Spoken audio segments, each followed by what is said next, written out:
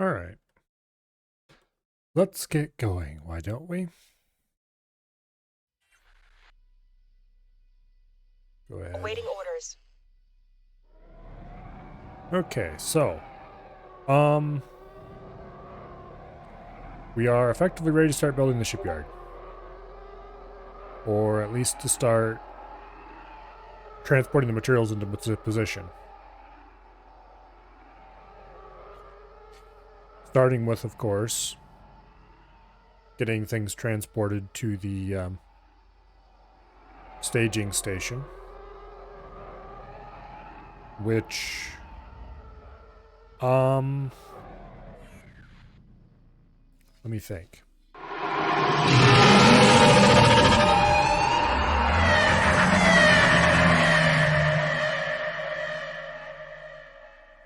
Hello, Nova. Welcome here.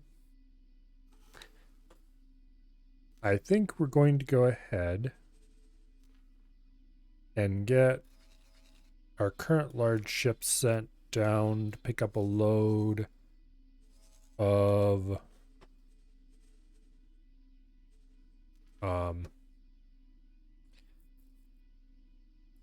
prefabs, probably. That's what we need the most.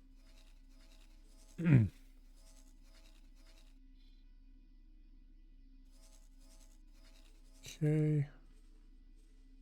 And we'll go ahead and trade with the build storage. Unload that. Okay, so that'll be almost enough to build the whole thing.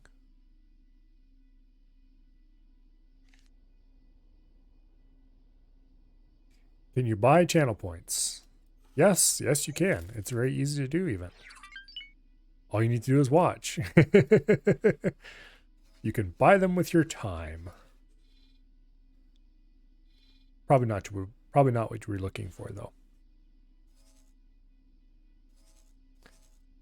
Okay, trade with the sunspot. Load energy cells. Bring them back. And unload energy cells. We have more than enough to fill the storage, but that's fine. And fly and wait there when you're done. Okay, now how much did we need? 17k Durasteel plates. Well, there's no way we're going to be able to bring that back aboard this ship.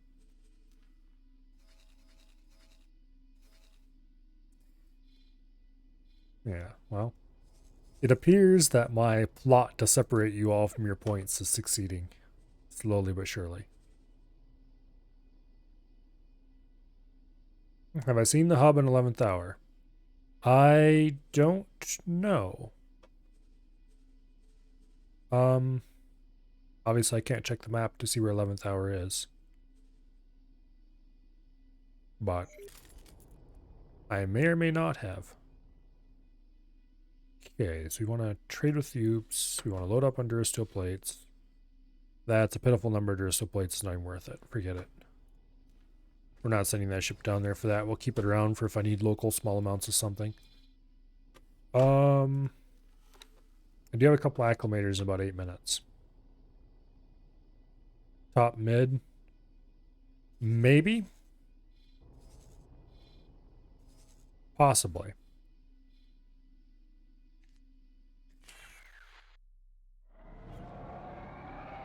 Yeah, I don't actually know for sure. I ran into a system somewhere in one of the top corners, I think, that had a station that was way off in the distance that I tried to fly to for, oh, I don't know, good 5-10 minutes before I gave up. I don't know if that's the hub or not, but doubt it. I don't remember what the name of the system is either. Anyway, there's not really a whole lot to fly around here at the moment. But we do have some time to kill by getting ourselves stuck, apparently. Galactic Empire mounting a defense in Necropolis. That's right next door to us, I think.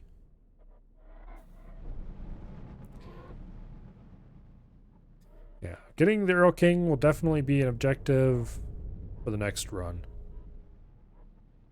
Although that one's objective is mainly going to be to see the Moron story. Come on, damn you. Come free! Okay, we're well and truly stuck this time. We're so stuck we can't even go forward. Okay, we've gotten a little loose. Backface calling means that we can't see where we're going. Okay, there we go. Yay, we're out. What are they defending against in Necropolis? I don't see anything. You know, I do have a bunch of Marines on board this thing. A Pelta class cargo ship. Where did I get elite Marines? How many Marines do they have? Unknown. Okay, well, we're gonna want to go check out that ship Pelta Class 1 transport. in a little more detail before we just send them in to board. Name it, we're gonna want to scan it. You missed the epic battle for the sector? You did. It wasn't that epic. We crushed them quite easily. Anyway, hello Kirk. Hello Dread. Welcome here to the both of you. Gonna cook some food in your air fryer.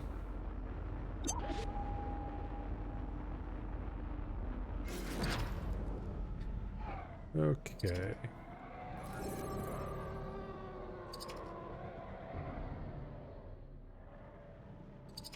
Let me just go ahead and scan you.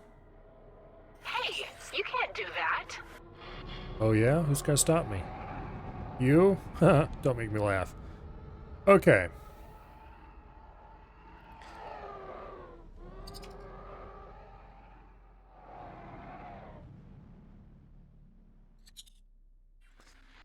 Oh. Okay. There we go. We'll select the Marauder. Boarding. Okay. We would need to clear some stuff off this probably. There's 81 defending crew. Yeah. Not a whole lot of threat, honestly.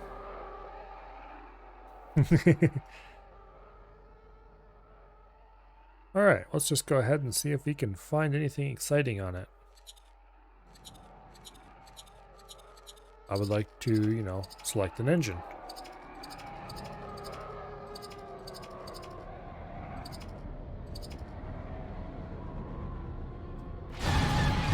Requesting immediate backup.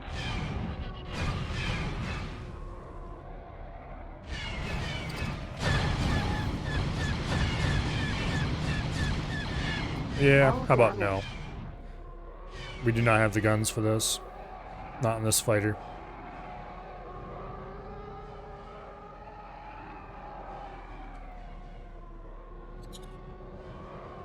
Hey, what do you think you're doing? Alright. It seems to me like you are asking for a little bit of a, shall we say, ISD. Docking denied.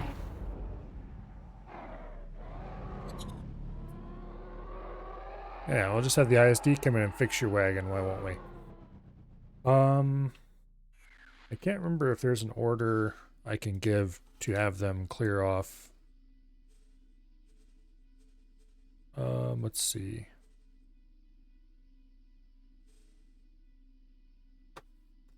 Need to check to see if there's a way to order their turrets to only shoot turrets. No, there are not. Okay, well, that's unfortunate. We might be able to order... No, there's no way to order them. Just clear off the turrets on target. Awaiting orders. And we don't have any guns we could reasonably use for that on this thing. Do I even want a Pelta class? I wouldn't mind having it, I suppose.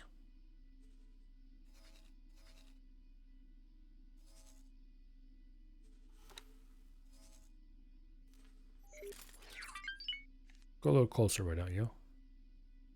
Yeah, the Defender wouldn't be much better because to really take out turrets like that, I would want a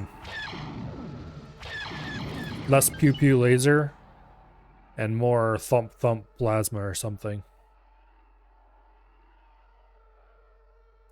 You better get through the gate, dude, really quickly because that Requesting immediate backup.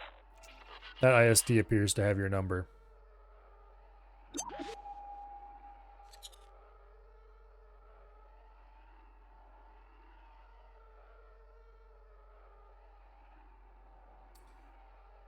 Okay.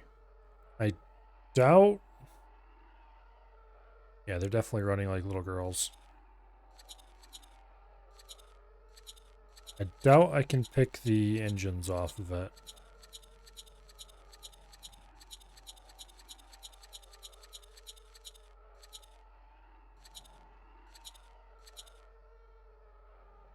Awaiting orders. Yeah, I know.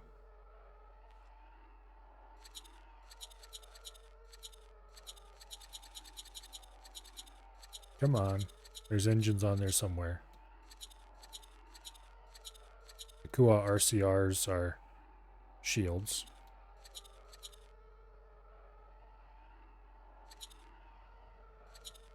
Are those the engines?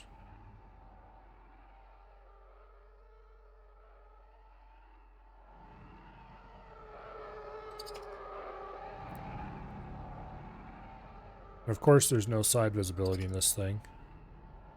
Thank you, TIE Cockpit.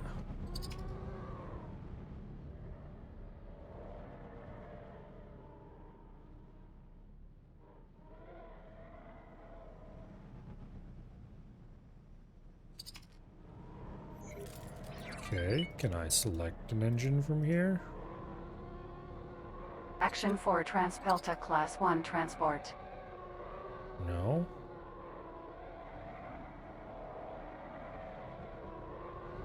Get a little closer. You don't want to get too close, because I'd rather not be blown to little bitty pieces. I never even touched the right mouse button. What are you doing? Mouse, behave.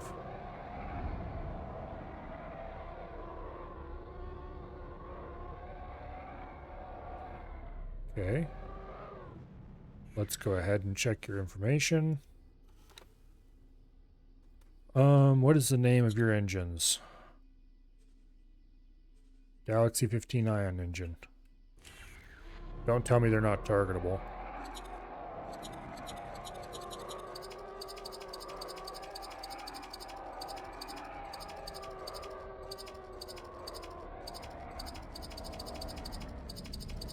It appears like their engines aren't targetable or something.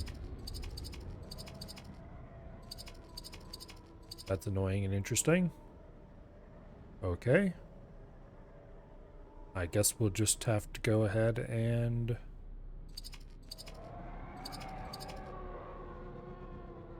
select an appropriate turret and start doing runs.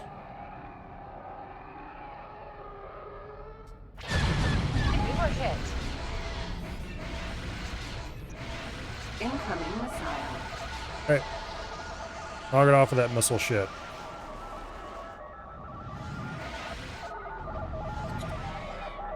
Missiles are no fair. Depot critical. Holy, that was a turbo laser.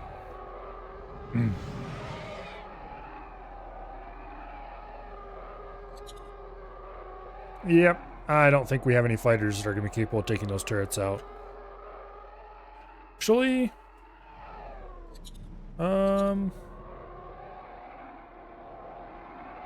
No, that's shield damage from when they were close to the, what do you call it? We do have a bomber. We could just send bombers in if we wanted to make it go away. But to pick it apart slowly but surely to get it all beaten down and easy to board without having to expend any real effort, probably not going to happen. I could go ahead and just go and disarm turrets and then order them to board. But honestly, how about we just go shoot it instead? Get out of my system. You're in the way. Hello, Rushy Washy.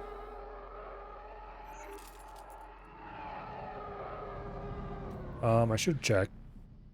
Yes, we do have a new pair of acclimators. Let's get them down here. Okay, one of you, actually, remove that order. One of these acclimators we're going to want to send straight to Hoth. Actually, let's do that with both of them. To get a load of Durasteel plates.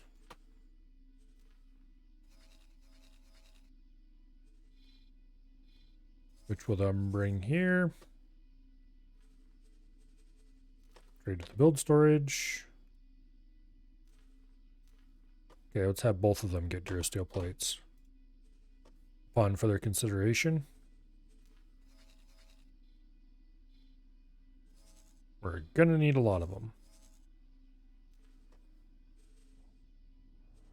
Except for this one, we're gonna get 800. 800 and some. No, it's not. Let's just go ahead and buy Durasteel plates.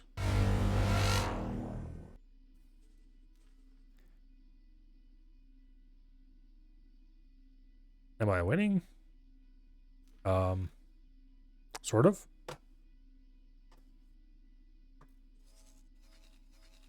There, now it's letting me scroll out. For some reason it wasn't letting me scroll out for a minute there.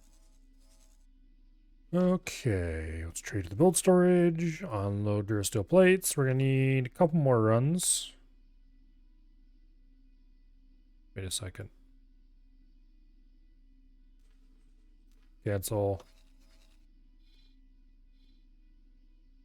Listen here, you. When I say you hand over the Durasteel plates, actually, I need to check.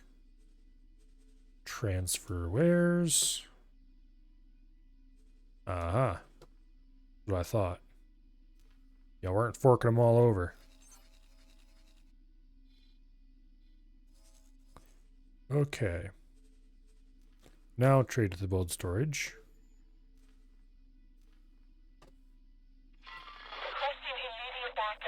And you buy 6,000. Wait a second. Oh, are we actually out of Durasteel plates?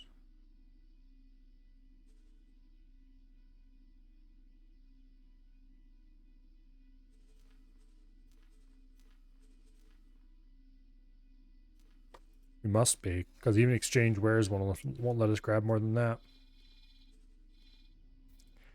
Just had to see how I'd react while focused on the game. Yeah. That sound is not particularly worrying to me right now anyway. It's highly unlikely that we're going to be attacked by anything large and scary.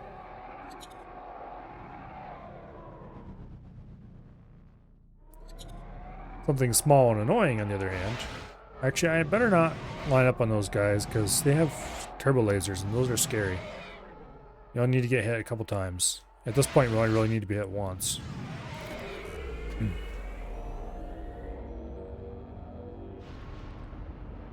And while they don't really have that much chance of actually hitting a fighter,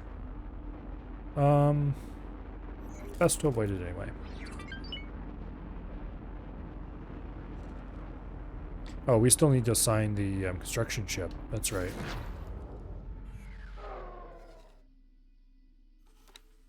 Okay. Assign or hire builder.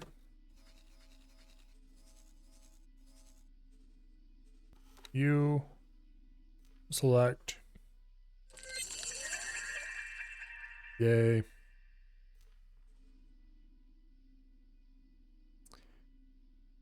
Uh-oh. Here comes the Star Destroyer.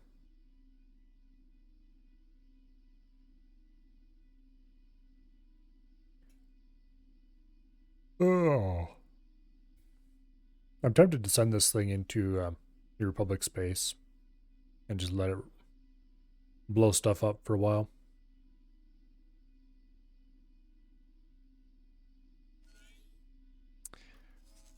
I strongly suspect that this New Republic cargo ship is about to think that I'm winning.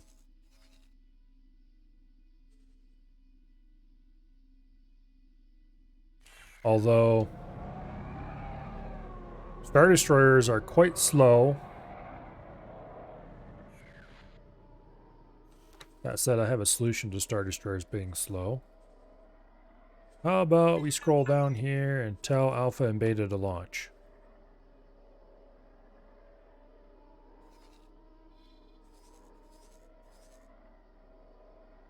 And there go 20 Scimitar bombers.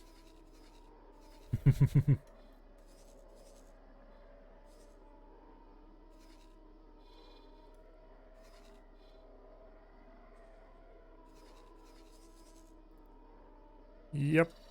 That's not going to end well for Mr. New Republic Freighter.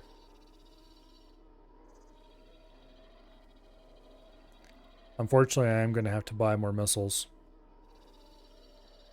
Maybe. Okay. Awaiting orders. Let's order those to redock. Can't I just get another ship? I definitely could get a ship more suited to slowly taking a ship apart. You know, get something with a little bit more firepower or something. Nice medium or something like that. However, it would take a while to arrive, and yeah, not worth it. All right. So we're loading the bombers back aboard the Marauder. Huh. And now we're back to waiting. Let's see. What are we doing? How are we doing on resources here? The energy cells we need are arriving. Module prefabs are almost all here. We just need like 800 and some, I think it was. We're going to need another one or two of Durasteel plates. Problem is, I think we're out of Durasteel plates at the Oops. So we'll have to wait for them to be manufactured. It'll take a while to build this transshipping station anyway. Go ahead and check though. No, we're not out of Durasteel plates. What? 11,000 of them. Ugh. Why was that acclimator?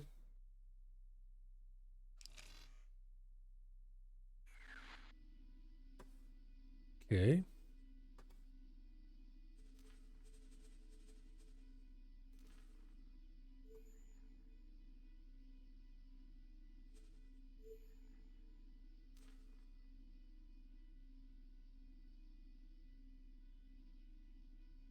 That's odd.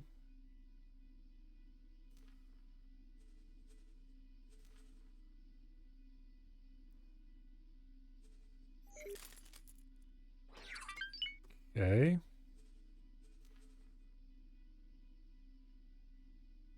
Go ahead and remove all these trading orders. Transfer wares, Durasteel plates, max load.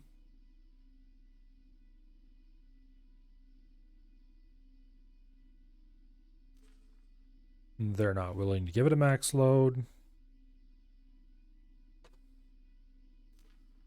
Okay. Apparently it's reserved capacity. Anyway, it's a lot closer to a max load now, though. Then we will go ahead and trade with build storage. One more freighter load each from the Oops should get us to where we want. Oh, this is blown up. Got a Venator?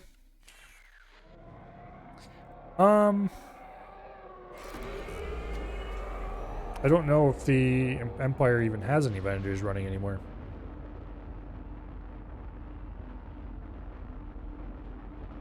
Just stop dropping by. Good luck. Have fun on shipping ships. Not gonna bother to read that all correctly. Anyway, thank you very much, Rushy. And we just overshot our target. Go me. Steal one.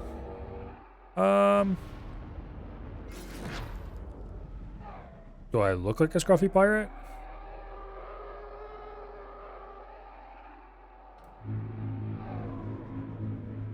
I am a proud Imperial warrior who won't use anything except Imperial ships or the closest equivalent.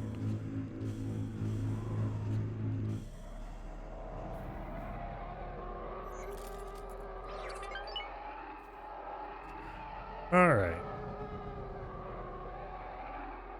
Let's fly over here to the Marauder.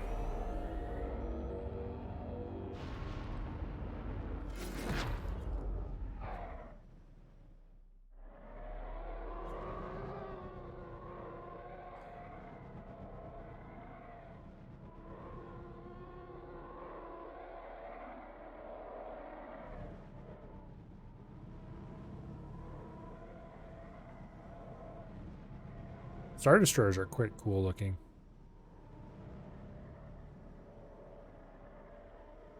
Awaiting orders.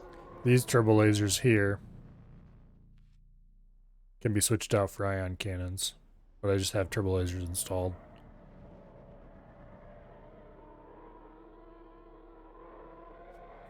And the same with these in that little pocket.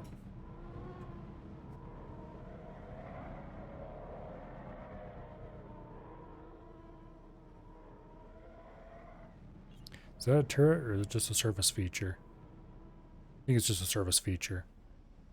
Whoever modeled this did a pretty good job. And then of course, there's these monsters, 4 to a side.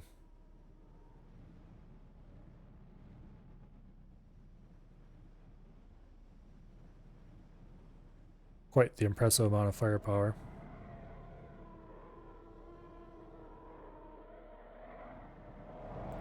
Better check the back here to make sure there's no YT-1300 stuck. Nope, I think we're good.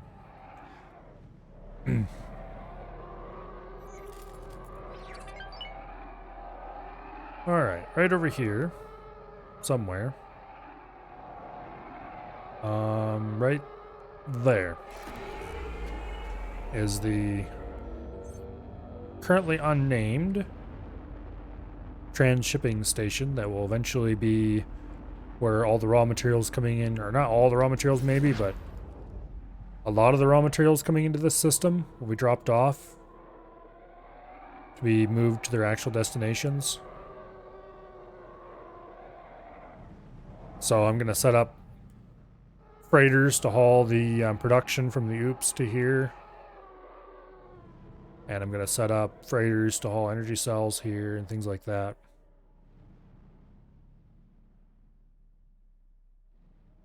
It's actually going to be a fairly cool looking little station.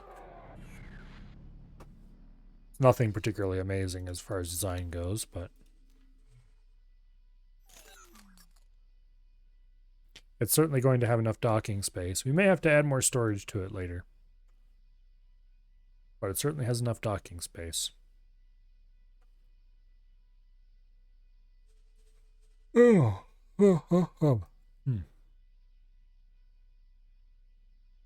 And there's plenty of room to add more storage to it, for that matter.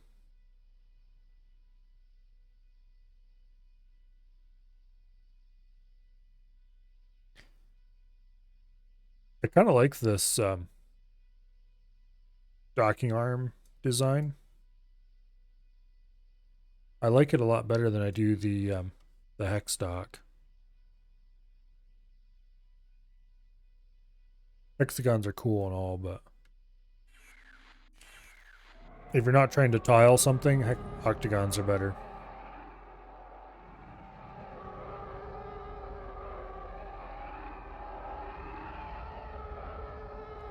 But anyway.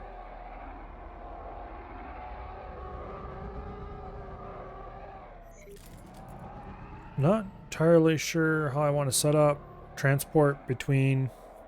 The easy way would be take a transport, put it on repeat orders, and just have one haul one thing and one haul the other. As far as haul plates and modular whatsits. But don't know if that's going to be the optimal way to do that or not.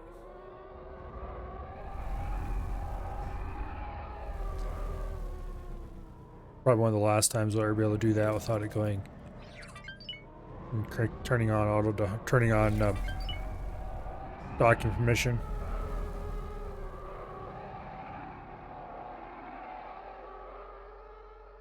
It still kind of surprises me that they never really seem to have considered that the player might want to dock at the build storage.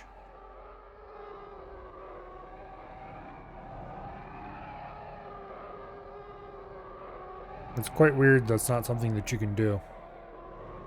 You can order other ships to dock at the build storage, but you can't dock there yourself.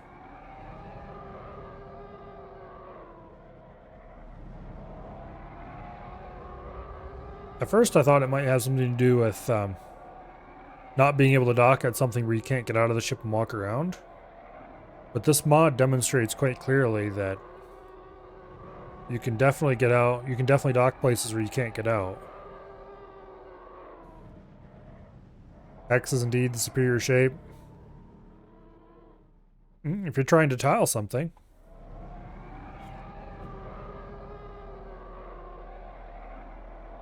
If you're not trying to tile something, then octagon's better. Because tiling with octagons is just ugly. Doesn't work very well either. You could do it, but... Docking granted. Docking aborted.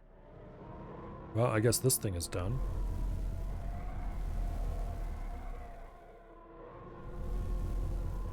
First module of the new station. There will be many, many more.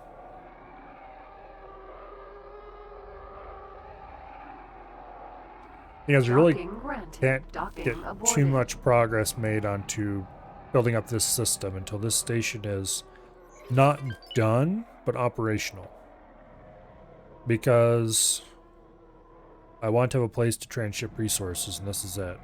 So until we get the first one or two storage modules on, we're kind of waiting. Oh.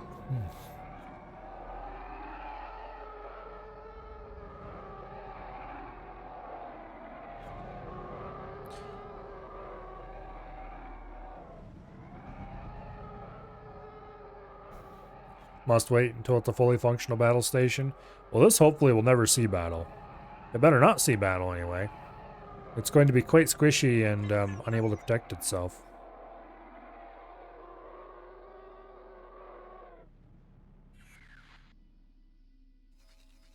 Damn Imperial Ascendancy.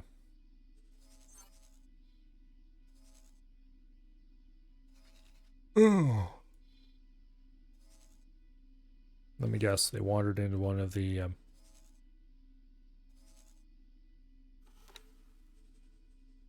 probably should take this Neutron Star Builder and bring it up as well.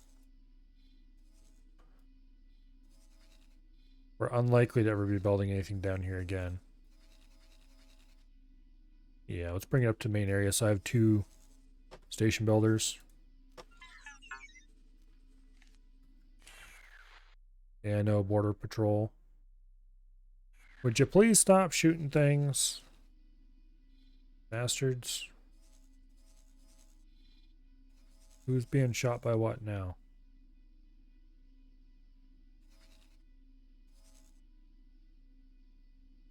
Okay. That's Ascendancy.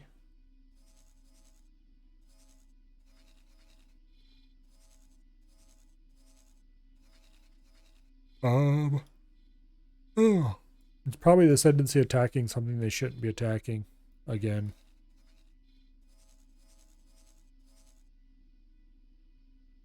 Yep. They were attacking one of my raiders. Specifically the big bastard.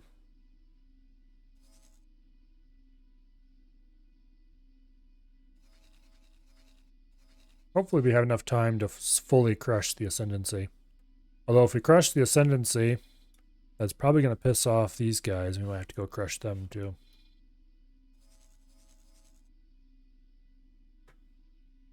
Anyway. Eventually we're going to have a whole station construction set up so that I can easily and quickly drop defense stations in a system to capture it. Because all this blue, I want to make it green.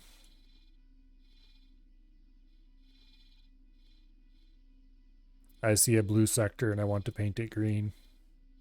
Or something like that.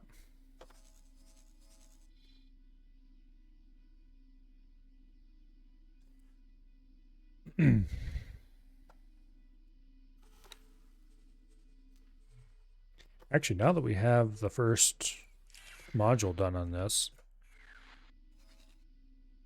let's go grab a crew member.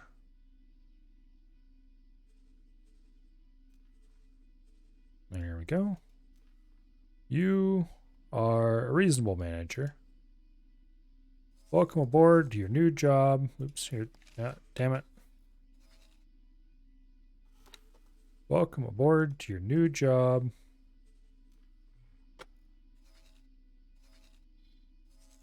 As manager of a station where honestly we probably don't even need a manager.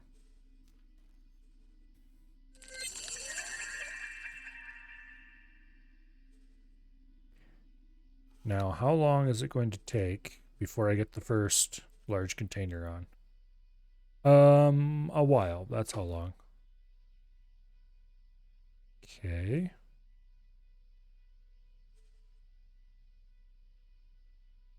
How about we just make some minor edits to the design then?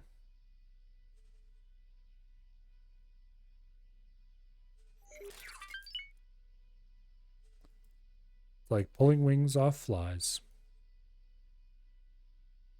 Oops.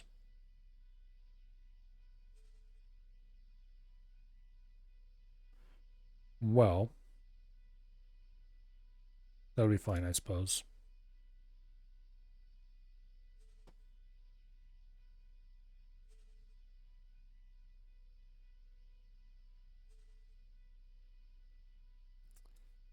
That's a minor problem, actually. Okay, now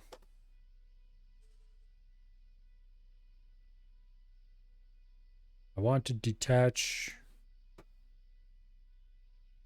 everything that isn't a container. The way this is all connected together is just insanity. Unfortunately, that's just kind of the way it is, I guess.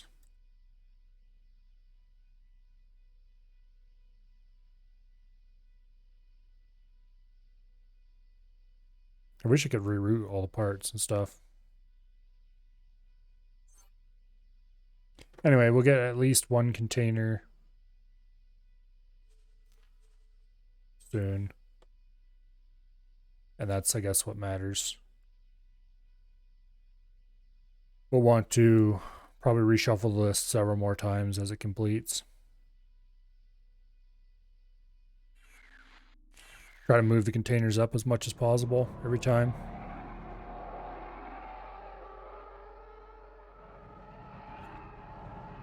Docking granted. Docking aborted. I do wish I could turn that off. Docking granted. Docking aborted. I don't need automatic docking. No, I don't think I've ever actually looked up to see if there is a way to turn that off.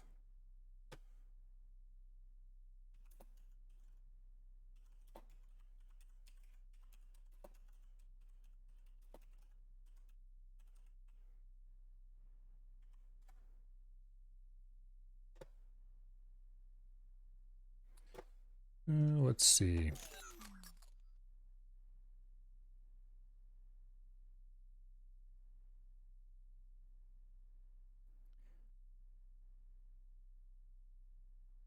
Found a thread with a whole bunch of people complaining about it.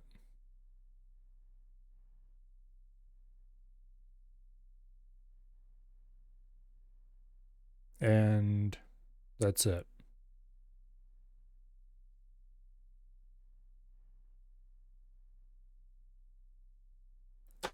Okay.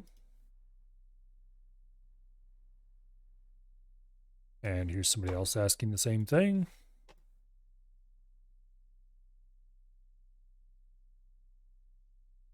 And people asking the same thing. Guy complaining that he was yanked out of the air and forcibly docked. I've had that happen to me once. Very annoying.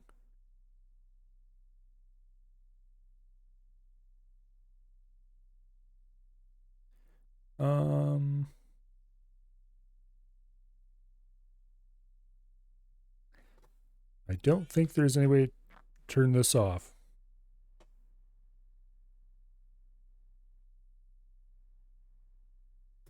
Well, I didn't think there was, but it is moderately annoying.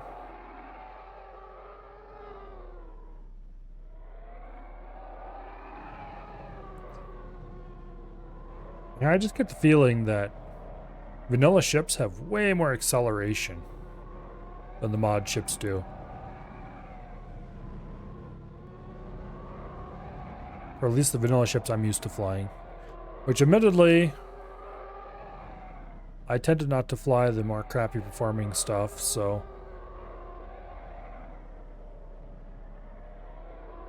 yeah. This thing does have pretty good performance.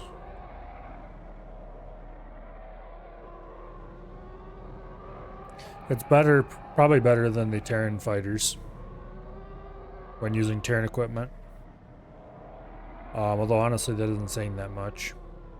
Terran fighters are actual shit. Docking granted. How about Docking aborted. no? No docking.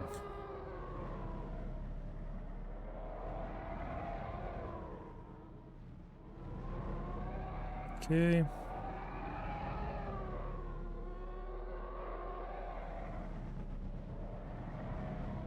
You know, if you weren't careful, depending on the game, trying to play Space Sims with a VR headset would be a bad idea, shall we say.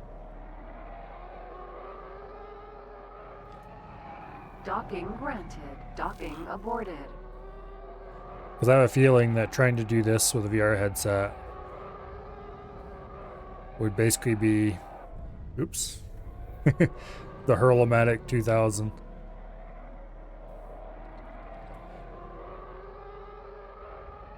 It's not a very good idea to be doing that anyway. It's making me queasy. It's kind of fun though.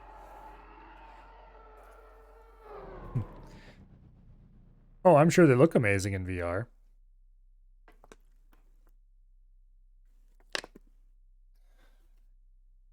But can you do silly close approach navigation without wanting to hurl in VR?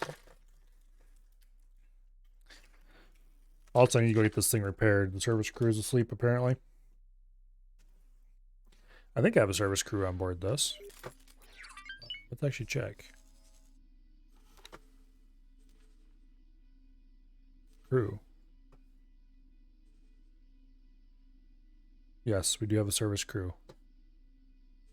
And he's a 0-star lazy bastard. Alright, you. Work somewhere else for me. You're going to go work aboard the Pretender. As service crew. Have fun. Okay, Pretender, buddy. Give me your absolute best service crew member. You can come aboard my personal fighter. Aren't you excited? It's a real fixer-upper.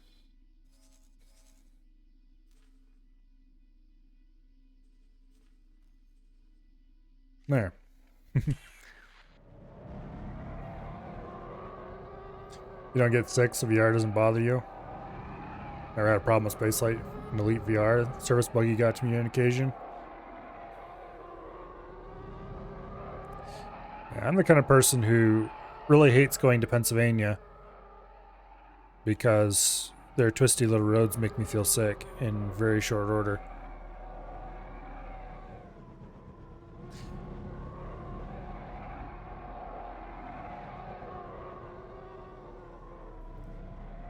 Oh, I was gonna buy a VR headset.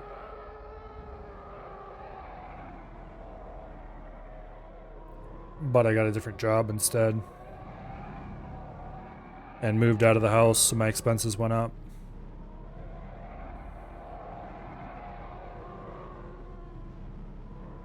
Oh well.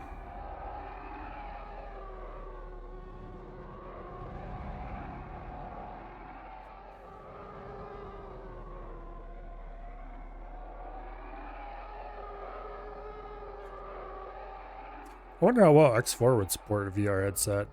Obviously, you'd probably have to. It probably wouldn't do it for shit, Docking actually, granted. Docking because right now the game is running at. Oh, let's see. What is my current frame rate? Current frame rate is 37. Yes, that is unacceptably low. aborted.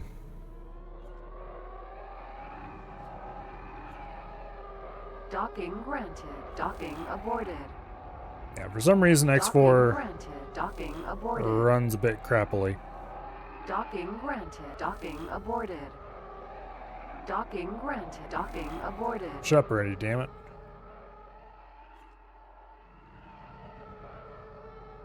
You know, I actually don't know what eggs cost right now. I don't use them for anything.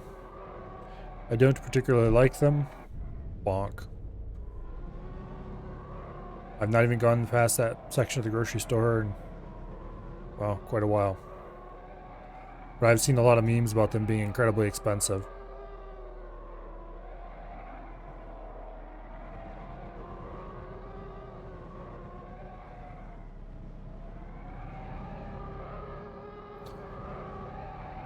Let's go visit the other station here while we wait for things to happen.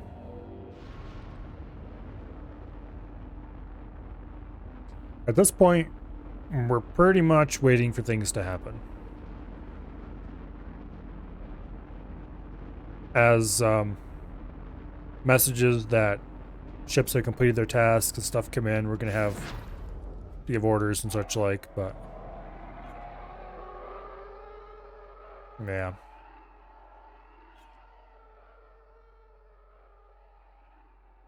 A lot of waiting to give orders.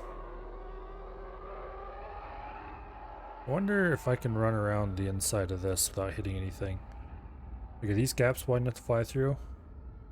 Barely.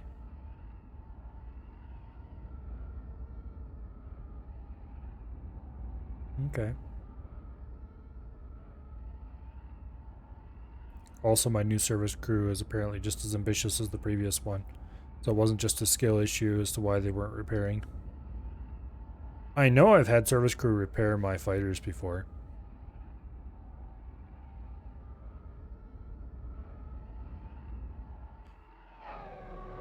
We should probably go dock aboard the Marauder, because that should repair it if we dock and undock. Where is the Marauder? It's over by the gate somewhere, I think. There it is.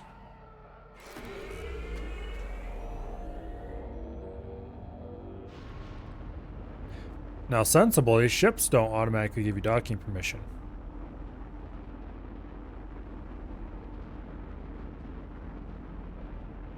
Speaking of which, keep your eyes peeled, because somewhere right around here.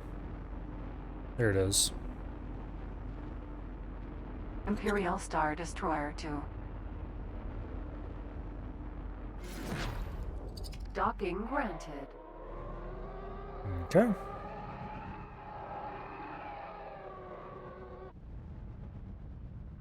There we go. Now, we will teleport aboard. remember correctly, it needs to be stowed.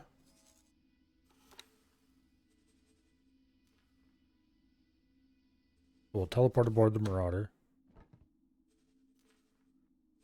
We will put into internal storage.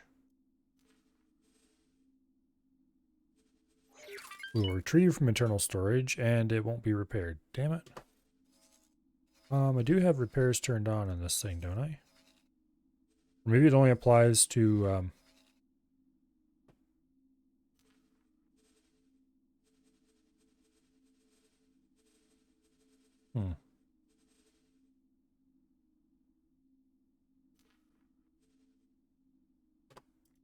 I do have this set to repair stuff, don't I? I thought it was automatic resupply. Set to high. Do that. There was a game Shaq's playing that looked like X3 with Minecraft graphics. Do you happen to remember what it was called? Oh, resupply repair. Repair, there we go. Ta-da.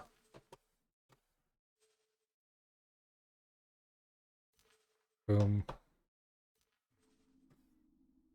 Okay. Retrieve. Teleport to...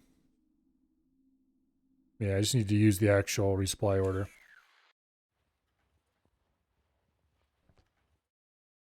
TIE interceptor Out of my rail. seat, please. Thank you.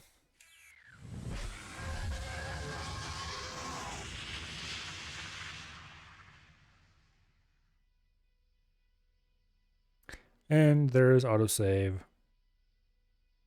to save ourselves from ourselves, I guess. It's certainly saved from many disasters in the past, ranging from that time in like the first or second X4 stream when I shot the lockbox at close range because, wow, that looks like it blows up. I want to see what happens. To, well, let's see. What was the latest disaster that autosave saved us from?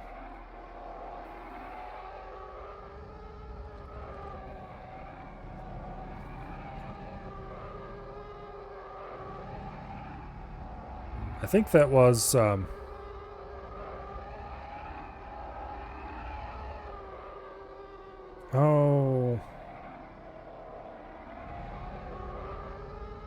don't remember who it was now, damn it. I should remember this. Who suggested seeing what would happen if we shot it. Because I had been talking about how that looked like it would definitely blow up. And so I was like, yeah, that's a good idea. Let's shoot it as soon as we get back in the ship. So I got back aboard the ship after shooting carefully, painstakingly shooting all the locks off. Hoovered up the loot. And shot the lockbox. And next thing you know, I found myself back in space in my suit. Avoron is the game Shaq was playing. I think I've heard of that.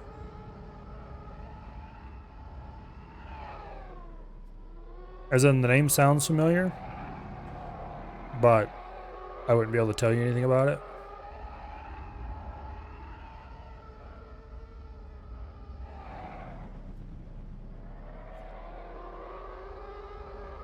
I almost bought a RimWorld in space kind of thing I ran into today. Called, oh, what was it again? Star something or other. Stardius, maybe?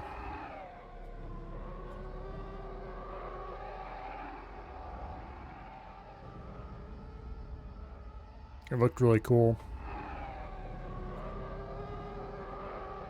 But I decided, no, I'm not going to buy that because I have RimWorld. And I have DLC for RimWorld that I have never played. I should do that first if I'm going to do something that looks RimWorld-like.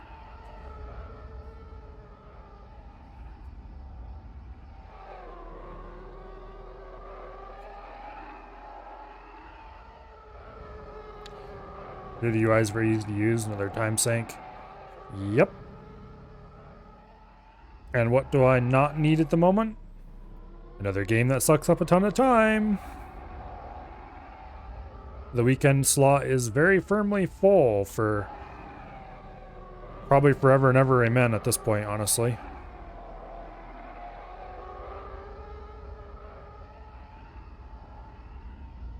And the weekday slots, it's not hard to fill those either. For one thing, we can spend that time doing laps around a Star Destroyer while talking about random crap. How is station production going? Which is what I should be doing instead of doing laps around said Star Destroyer. We are blocked on Durasteel plates. Okay, so we're waiting for a freighter. But we have some stuff made already? Question mark. No, we don't. Okay. So we're currently blocked waiting for a freighter.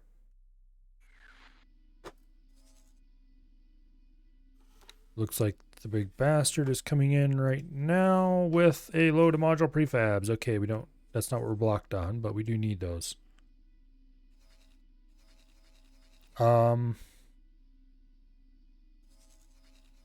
Think we'll send it off after a load of something else.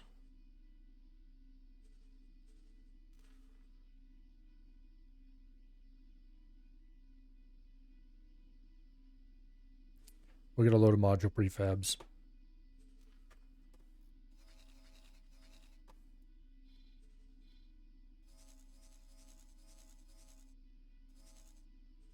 And then trade to the build storage. Dump 800 of them. And then the rest we will dump once we actually have a place to store them.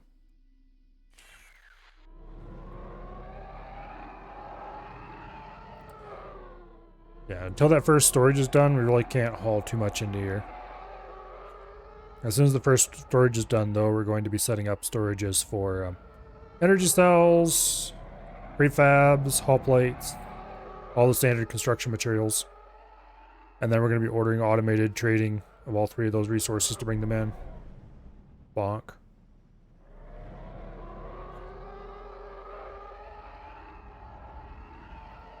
We're probably going to use one of the light freighters to haul energy cells. And then we'll use two of the largest to haul the other materials. And that should quite firmly end the OOPS's ability to make me any money. At least for quite a while to come. They'll still be able to sell intermediate products, but they won't be able to sell hull plates or anything like that. For at least a little while.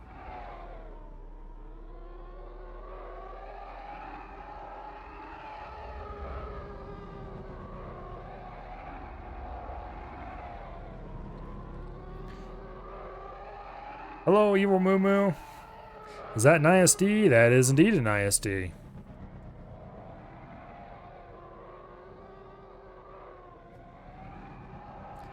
This is currently my flagship, the Marauder.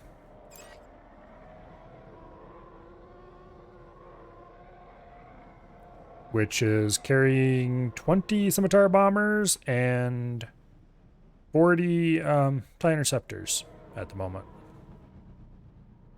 Yeah, this is using the Star Wars Interworlds mod.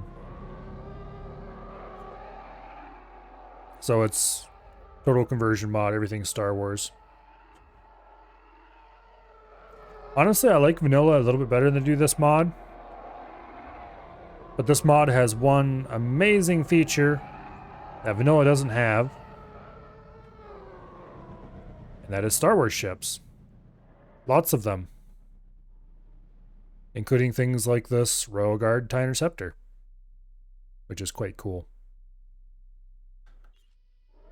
Or of course, the Star Destroyer. Every single ship in the game is replaced with a Star Wars ship. The map has changed to be more a Star Wars map. It's completely different from the vanilla map. All these are all different Star Wars factions. Here, let's get some of these side tabs out of the way. Oh, let's just pick a random shipyard here. I think this is Camino. Yeah. So they sell Venators. And let's see. Acclimator 2 assault ships. These things currently look weird because the engines aren't mounted. And since I'm not friendly enough with them, I can't show it with them mounted. A9 miners. All kinds of cool stuff. Vendor's awesome. Everybody seems to like the vendor. I kind of like the vendor too, but I'm playing Empire, so I don't have any of them. Well, let's see what these guys have in their shipyard. Oh, we can get a Genosian frigate. Hard-cell frigate. One of these things. Droid dropship, basically.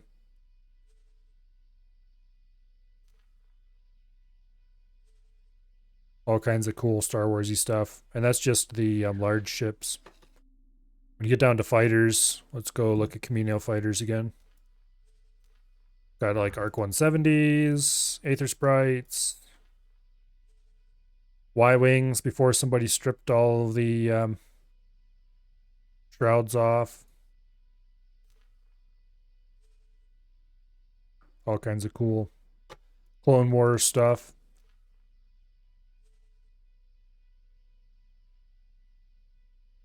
And then, of course, in addition to the Clone Wars stuff, you can go over to, say, the Empire. Over here. And you can buy all kinds of Imperial stuff. Like a Gazanti cruiser. Complete with the ability to carry on clamps here underneath the wings for fighters. Or a Raider Corvette. This mod has Star Wars stuff from pretty much every timeline you can imagine. Scimitar Bombers, TIE Advanced, TIE Bomber, TIE Brutes, basic TIE Fighters, TIE Interceptors, the Royal Guard Interceptor I'm flying, TIE Phantoms, TIE Shuttles. Unfortunately, I'm not friendly enough with the Rebels, so I can't show any of their ships off. Never get tired of the hairdryer engines of the TIEs.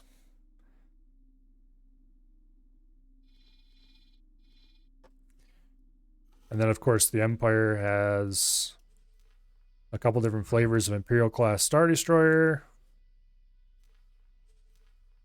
as well as a couple different variants of cruisers.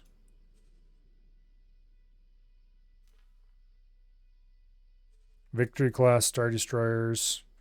The lighting in here really doesn't do any favors to the Imperial ships. Very hard to see the details because they're so washed out by the bright. Acclimator transports. Yeah, all kinds of cool stuff. And of course they did a really good job with the sound too. Most of the capital ships have custom bridges. A few of the transports don't have custom bridges, but pretty much all the combat ships have custom bridges. All the fighters have custom cockpits. Hello.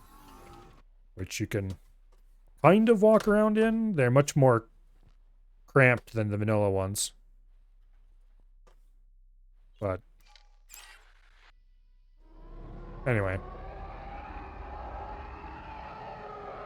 Currently I'm kind of waiting for stuff to happen, basically. Transports to get to where they're going and unload their gear, and station parts to finish building, and so I'm just using my capital ship as a minor obstacle course to amuse myself. Wait, what is this? Oh, there's a shuttle bay. Cool. I didn't realize there was a shuttle bay back there, but I guess it makes perfect sense to put it there. Nice and close to the bridge for any fancy assholes to dock at. If I fly in there, we're definitely going to get stuck, though. I'm pretty sure this stuff isn't perfectly to scale.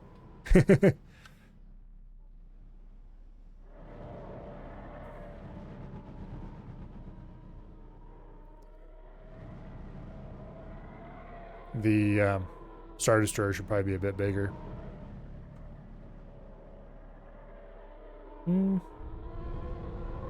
Yeah, probably at least a little bigger.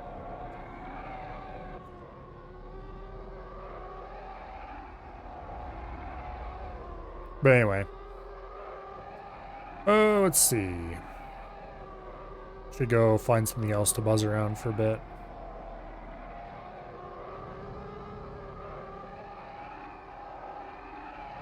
Let's go over to where the new station's under construction. I think it is deadlocked, waiting for Durasteel plates that are on a freighter that's on the way here.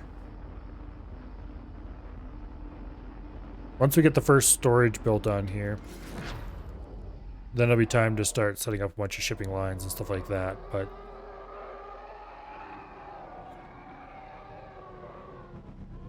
a lot of the station modules are just vanilla station modules, although there are some custom ones that are really cool. Like the Empire uses mostly Terran station modules.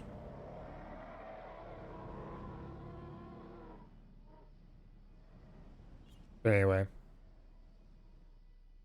I don't know if any of the factions use the split modules. But I haven't really looked at all the faction stations either, so.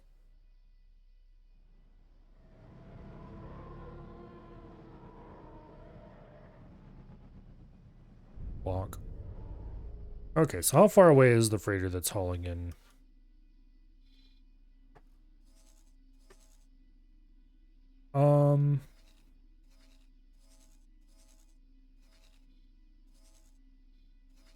Should be somewhere along here.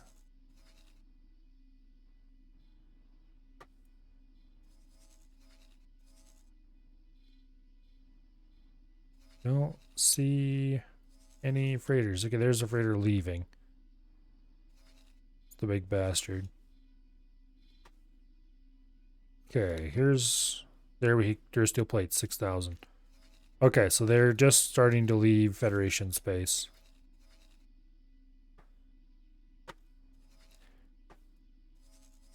It should be accompanied.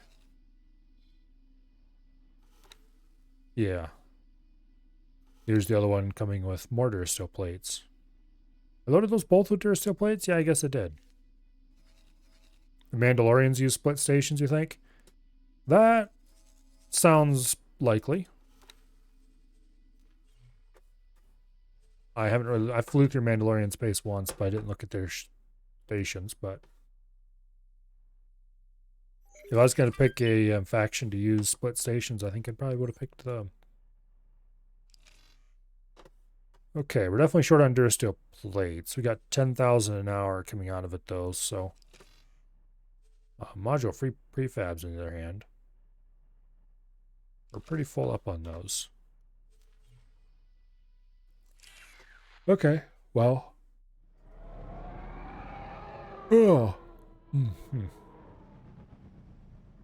wonder what would happen if I parked a ship right where a station piece is supposed to be built. Docking granted. Would you end up Docking merged aborted. with it and have to wiggle free, or to push you out of the way?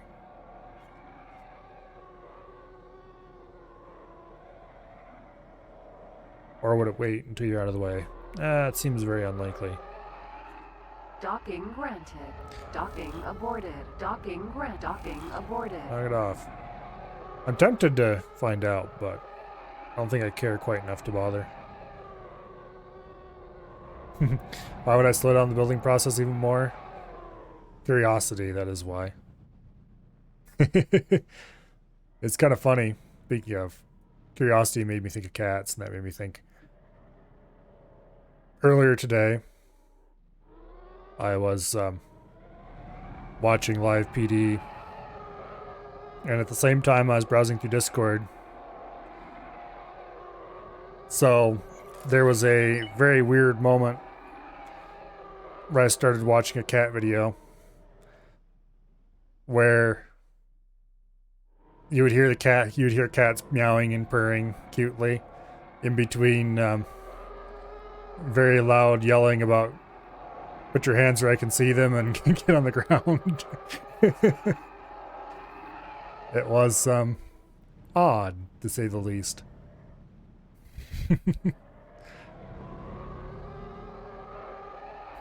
Like, get on the ground, get on the ground. Meow.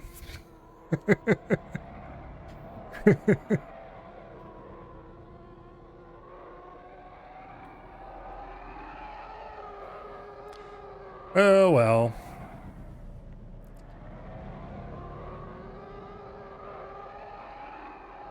Someday the freighters will arrive. Someday.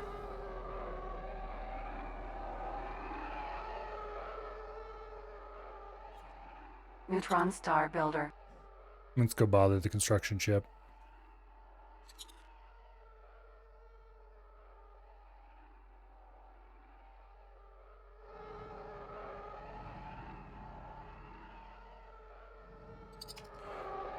Let's see. I don't remember which one of these. Did I see Avi's Space Engineer stream? No, I didn't. I probably should have watched it, but at the time the notification popped up, I was doing something. I don't remember what. And then I forgot about it, never got around to bringing it up.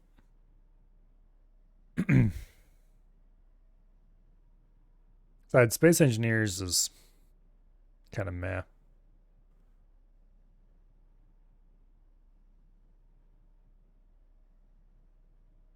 It's a building game where the building's not that great.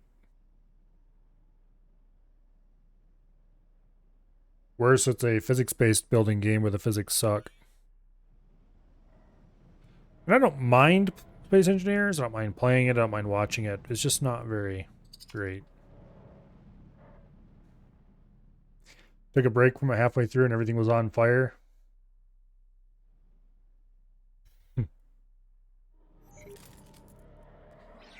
That sounds like something Avi would be involved in.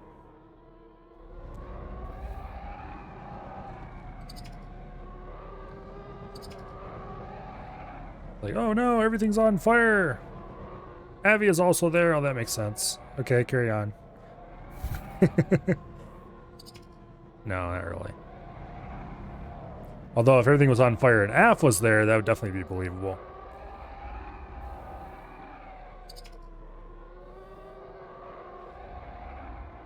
Were you around to see poor Udown get left behind last night?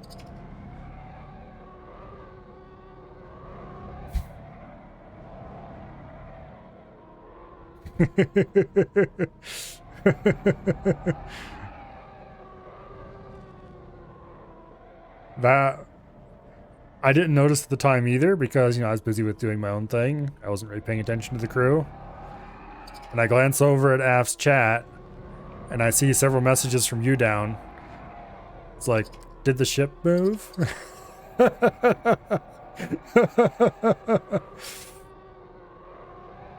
Oh, poor Udown. If he's not disconnecting, Af will leave him behind.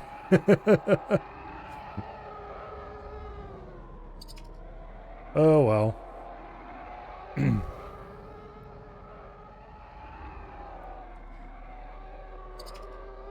So, Avi isn't the only person who forgets things. Avi forgets babies, and Af forgets Udowns.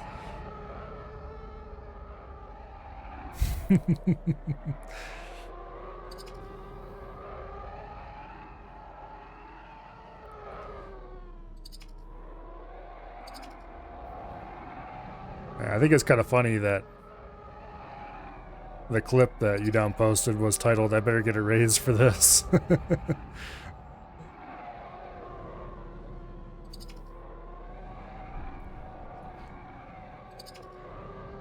Oh.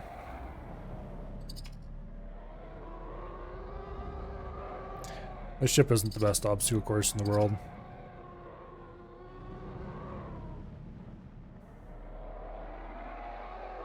I can't wait till the station gets at least its first storage module. Because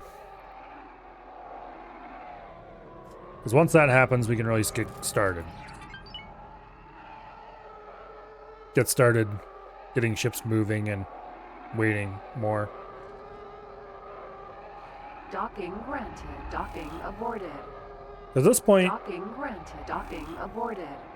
everything depends on getting Docking this, granted. Docking aborted. getting the shipyard going. And before we can get the shipyard going, we need to get the materials in place. To get the materials in place, we need the station ready. We don't even need any, we don't even have any minor tasks left to like get friendly with the Empire, because that's happened already. Obviously. So there's... I've done all the exploring I need to do, pretty much. Aside from whatever incidental exploring with large fleet that I end up doing when it's time to actually start blowing the New Republic up.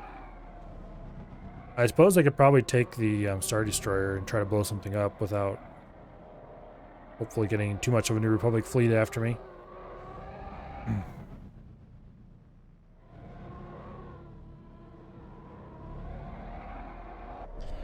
Obviously, if we were going to do any kind of New Republic hunting, we'd have to go into New Republic space, which I'm not particularly opposed to. But I'd rather keep my bright, shiny Star Destroyer, which is my only real defense, available to call upon should it be needed. Docking granted. I guess I could buy a Docking second one. aborted. How much money do I have, actually? 35 million. Okay, correction, I can't buy a second one. I have... Oh... Actually, how much money do I have in station accounts? It was like 45 or something million last time I looked. No, it was more than that, definitely. Because it's 213 now, and there's no way it went up that much that quickly. Okay, so we do have enough millions that we could probably buy another Star Destroyer without completely breaking the bank. But I want to keep that around so I can buy the blueprints I need. Yes, I have a Star Destroyer. It is around here somewhere. Right there. You can see it off in the distance.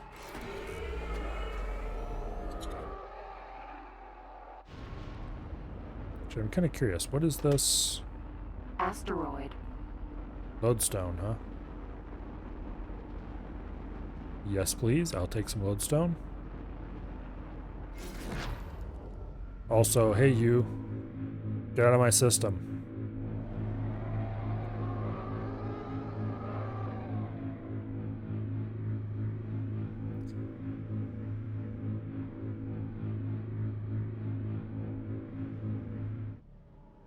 Come on. There we go, finally. Asteroid. Unstable crystal. Yes, please. Generating more passive income is the best investment than ISDs.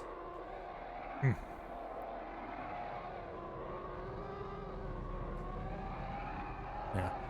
This shipyard will probably end up generating some passive income, but its main purpose is going to be generating me ships, and lots of them. Because this is what's going to build my fleet. And once I have a fleet, well, then it will be time to start stomping our way through here. Actually, let's see. Coruscant should be like right up here. Okay, right there. So with our location, we'll actually start in on the bottom side of the Empire and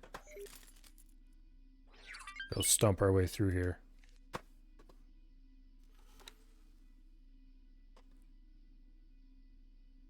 There's Corellia.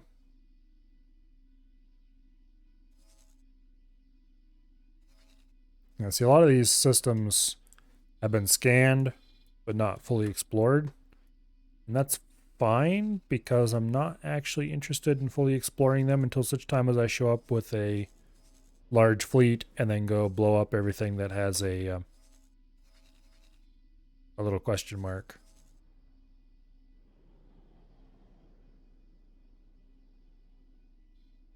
Yeah. I don't really want to start tying on defense stations until I have 2 Star Destroyers.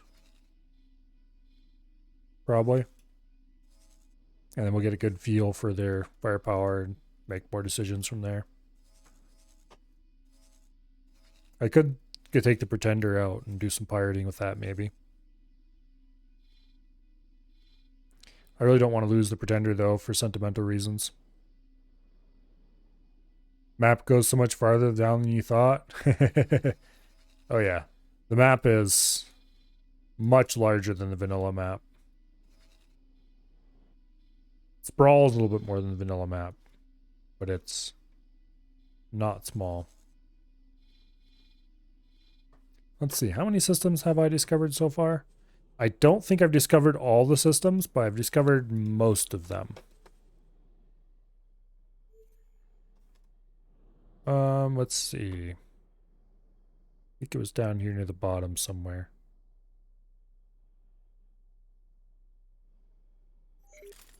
Or was it close to the top? Oh, there it is. Sectors discovered. 140 sectors discovered.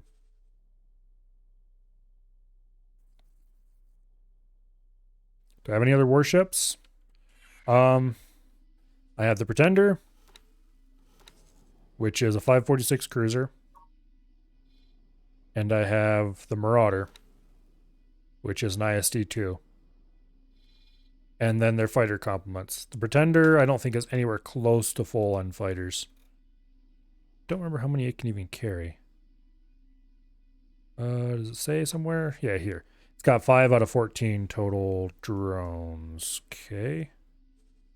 No, where's your list of fighters, damn it? Or is that 5 out of 14? No, that's drones, all right. It has 4 fighters on board. Here, let's look it up in the encyclopedia.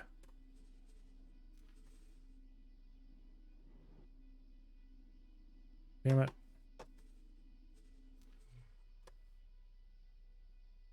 Oh, this is nice. I didn't know this was here.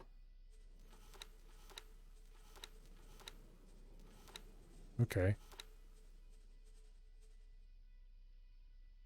Ship capacity is 10. Okay, so we have not even close to our full capacity on ships. But this is a pretty sweet little cruiser. It's got reasonable firepower for its size. No corvettes. Well, actually, I do have a customs corvette.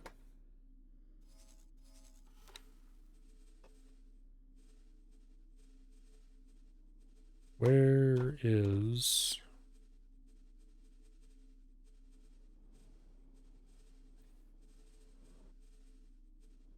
I thought I docked at...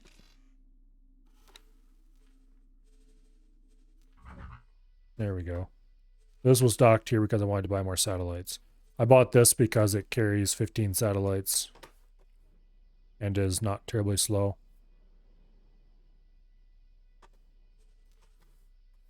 Yeah, this isn't really intended for combat, shall we say. I'm sure it does combat just fine. It's got 4 light turbo lasers and 2 quad flaks. So it can, you know, hold its own against light threats, possibly. But what it's actually for, in my service, is dropping satellites. Because you can carry 15 of them. And that's pretty reasonable amount. I guess this cluster here isn't satellited yet. Or explored properly. But then I don't really care either. Anyway, let's bring this down here and park it so I know where it's at. For that matter, let's bring all of my ships that aren't otherwise parked properly into there. I think I have several parked here aboard the Sunspot. Yes, I do. Good old TIE Phantom, the TIE Defender, and that stupid probe droid. Not sure what I want to do with the probe droid. I bought it because I wanted to see how they implemented droid ships in this game. But anyway. You stole a pirate station in Cosmoteer. Okay. That sounds non-trivial.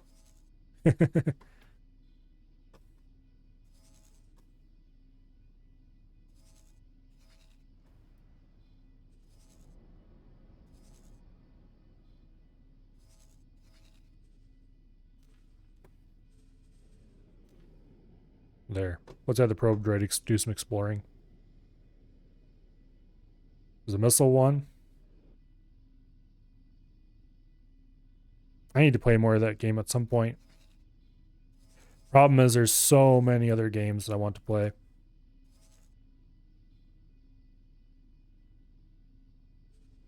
Asteroid. I think I may have said that a few other times.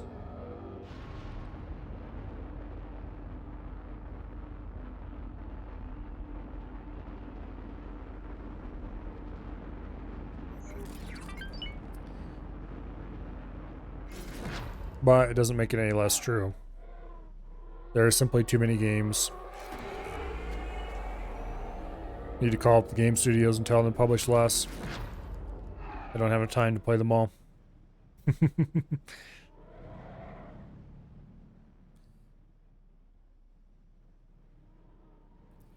have you reconfigured it to be able to move under its own power? Yeah.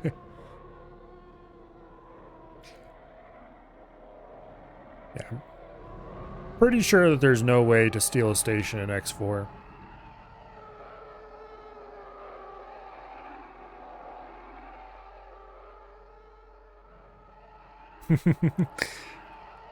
Hello, survey. You want more games? How are you ever going to finish them all? It's going to be interesting when you jump to this next system.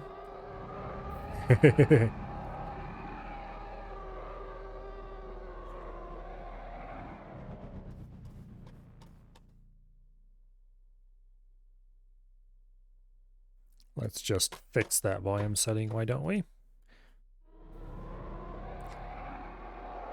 Said you're going to finish them, you just like the availability. True.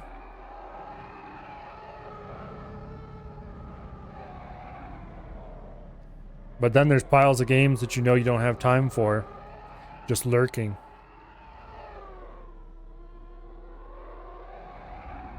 Forever tormenting you with their presence.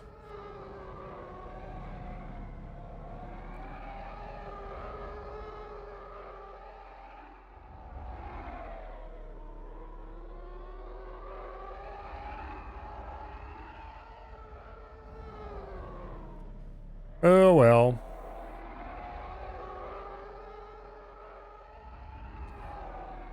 I'm not sure what the next weekend game is going to be after we finish the campaign in 1701.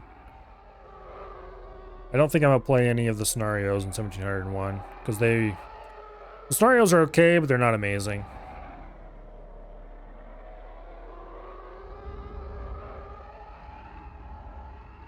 And that'll probably end my Anno kick for at least a little while. But I'm not sure what I want to play next.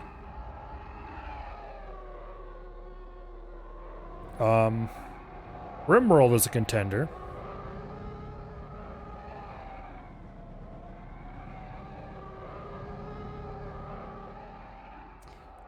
Satisfactory is a contender.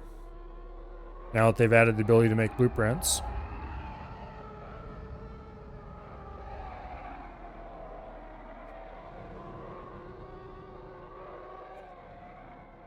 As much as I would like to, I don't think Factorio is a contender.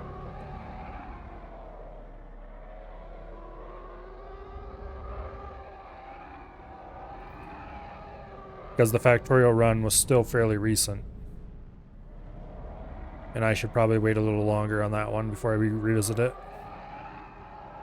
Not that it's going to change or anything, but just, you know, space the runs out. Do something different. I was thinking about Prison Architect.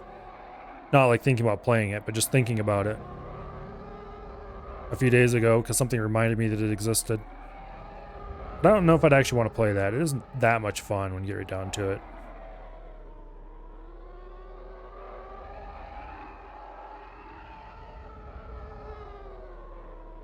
Awaiting orders.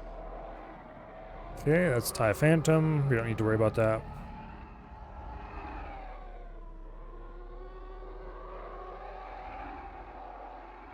Yeah, Prison Architect it's fun, but it also is just kind of, I don't know.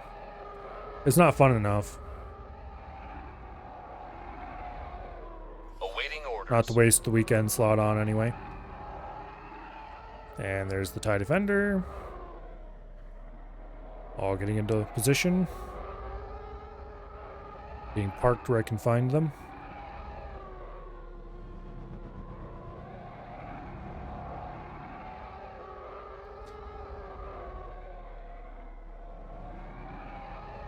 Yeah, I don't know what to play next, really. I probably have to... You know what I really need to do is start sitting down and actually making lists of games that would make good weekend contenders and just write it down somewhere.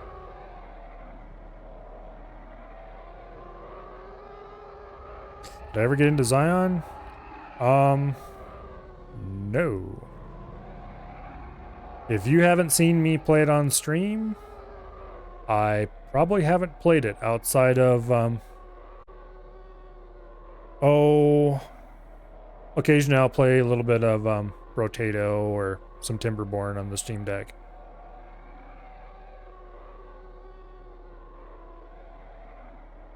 Although, actually, now that I think about it, I did play some Rotato and Timberborn both on stream, so... I've definitely heard of Bannerlord. And that's probably a weekend game contender as well. I know Fogsight's been playing a lot of Bannerlord lately, and I watch that occasionally. Unfortunately, not enough of it to know exactly what's going on in his campaign at any given moment, but... I think he's done a couple runs now.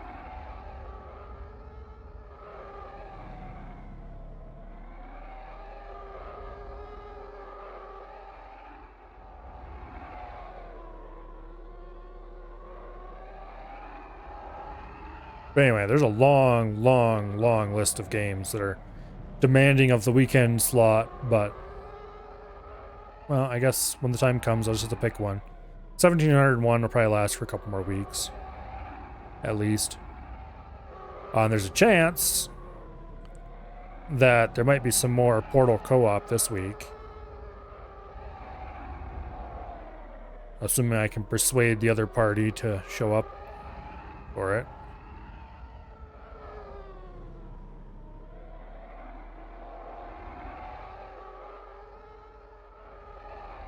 But we'll see. Have to keep racking that step counter up. I don't know who all here saw the last time I did Portal Co-op, but somehow my sister was persuaded to play it with me. And she has never played a single player, or any other kind for that matter, first-person game before. So that was... Awaiting orders. Interesting, shall we say. But anyway. Can't I find a game that doesn't give dad seizures? Not really. I mean, I can, but this is one of my favorites. Speaking of which, what was that message we just got? It looks like we have acclimators on site. Yay! Okay.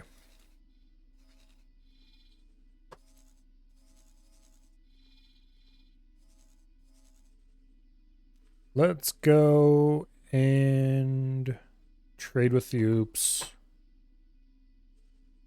Okay, they definitely are not selling enough steel plates to get a load. Go ahead and transfer wares. Yeah, they only got a few Durasteel plates.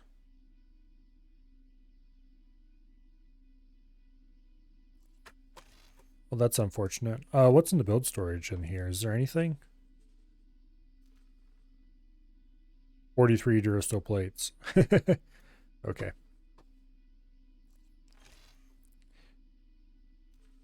So let's get a load.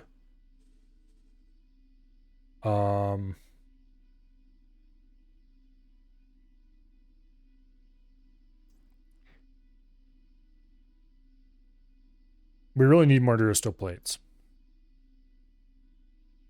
And we need to wait until until enough are produced. I suppose it probably wouldn't hurt to just go ahead and transfer ware to the build storage. We'll load up those Durasteel plates they have there, even though it's basically none. And then we will transfer wares with the station itself. We'll load up on the max number of Durasteel plates that they have available. And then we will grab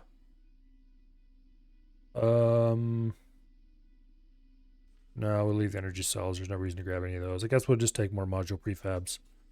They are bulky. We might as well transfer as many as we can. Okay.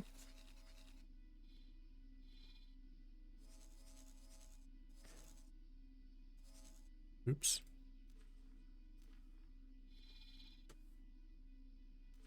Go ahead and transfer trade with the build storage. Unload the Durasteel plates. And then we'll go park over there. You have energy cells on board. You are empty. You have orders. And you are empty. Okay.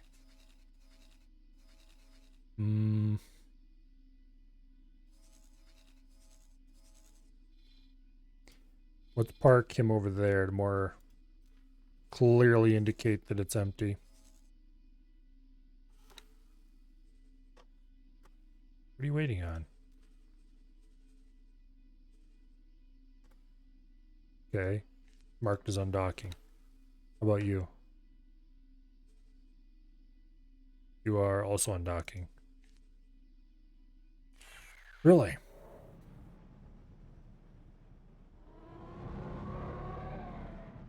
It looks like we finally have our first storage either finished or being worked on, too. Nice. Definitely finished, because they're working on the next harbor piece. Okay, good deal. Okay, so we can actually start unloading things here, then. Remove that order. And then transfer wares with the factory and unload those module prefabs into storage.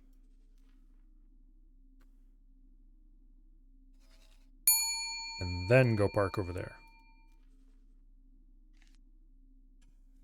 Which guy was from Australia? You have a beer question. That would be Bo. And I don't know if Bo is here.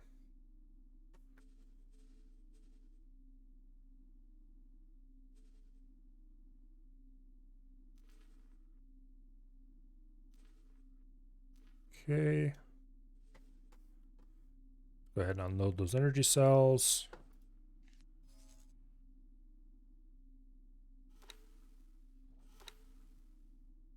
Okay.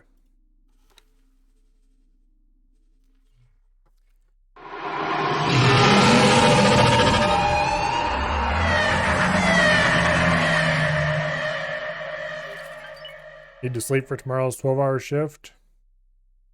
Oh. See you later. Have a nice night. Okay, energy cells. We want hull plates, which are called... Oh, what are they called again? They changed their name for this.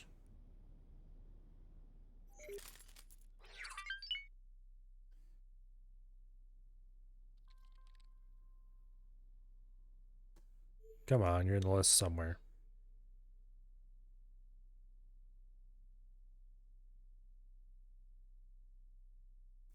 There's module prefab, which we also want.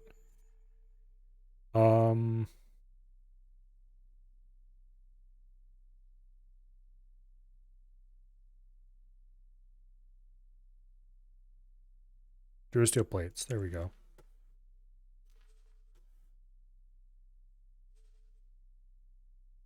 Okay. That will neatly limit our storage amounts for the different categories.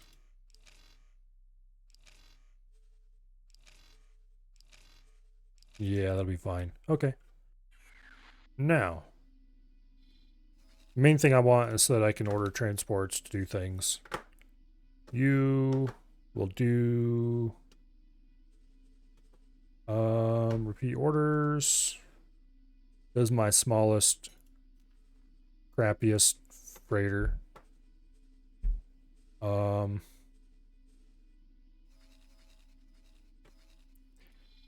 we want to fly to the Sunspot. Buy from. Buy where, energy cells, buy up to max amount. Max price, full price, who cares, because we're not actually going to spend any money on it. Okay, then after buying from the Sunspot, return here to this trading station. Sell to, not the build storage, cancel.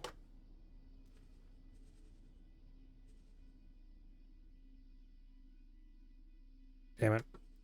We're going to have to change our trade order here a little bit. Create buy offer. Restriction, only buy from us. Automatic pricing off. Screw it, we'll just leave automatic pricing on. Automatic buy amount off. Buy till it's full. Okay. Also, let's create a sell offer the same way. Sell till it's empty. Set restriction. Only buy from us. Boom. There. It'll try to buy till full, try to sell to empty. While only buying from us. Now, where did that ship go? Dante transport. Sell to the trading station. Sell energy cells. Minimum price. Who cares? Quantity to keep none. Confirm. Oh, there went your points back down to 440.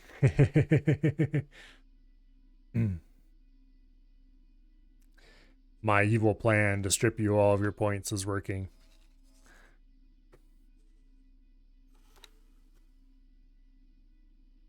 Okay, what are these blasted ships doing?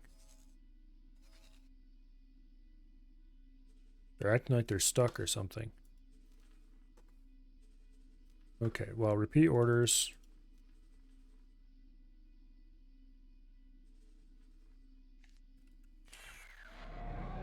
Okay. Let's go ahead and fly quite a ways away from them. That should free them up. It's probably just one of those We're too close to a player, we're too shy to complete the action type things.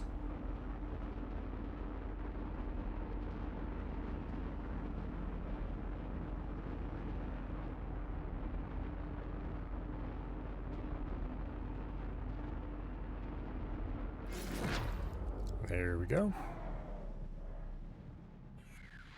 There we go. They are doing the thing. Okay, change behavior. Repeat orders. Confirm. You will fly to Hoth to the survey. Oops, survey did it again. You will buy from. You will buy where? Module prefabs. You will buy the max amount. You'll buy it for the maximum price. And then, once you have completed that, you will fly back to the trading station. You will sell to the trading station. Damn it, I didn't set it up for anything except energy cells.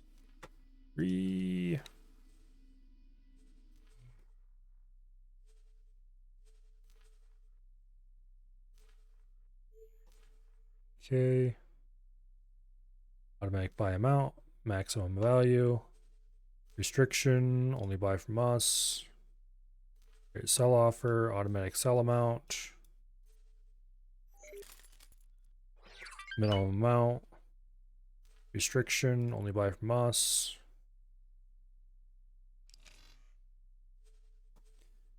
Do the same thing here. Automatic buy amount, full amount. Restriction, only buy from us. Sell offer. Sell them all. Restriction, only buy from us. Now let's see if we can catch that ship before it escapes.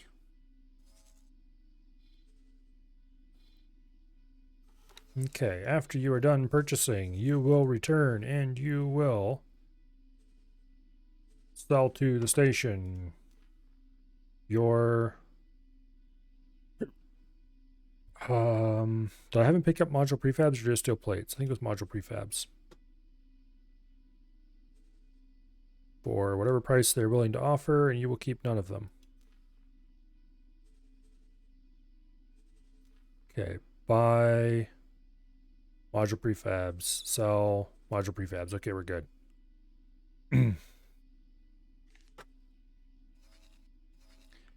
All right. Now, where did that other acclimator go?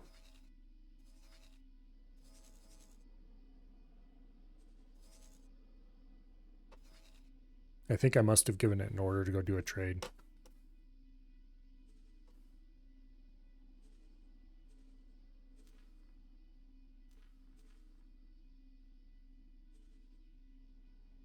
Yeah.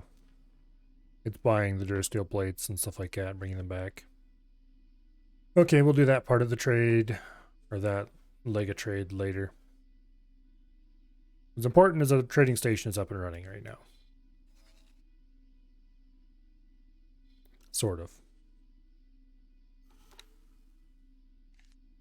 And there's a pirate.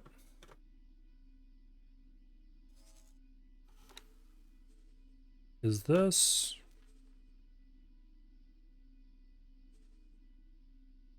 Defender corvette. Let's go check this thing out. It's not listed as being owned by anybody.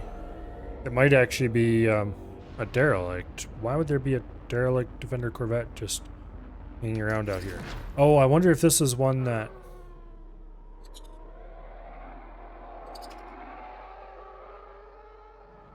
I do believe this is probably one that was attacked during the invasion.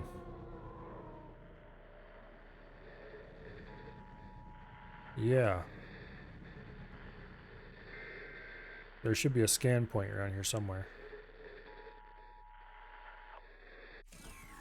Hello.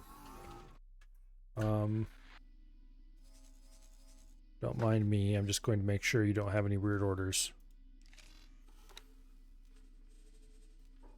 There we go. All right. TIE Interceptor Royal. Spacesuit time.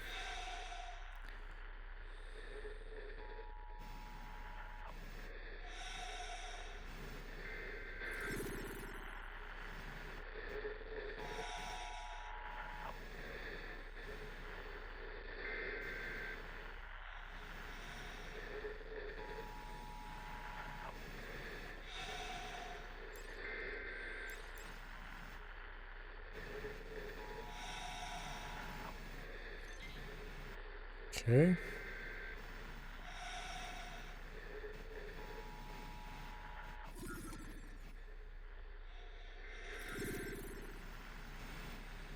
I can hear noises.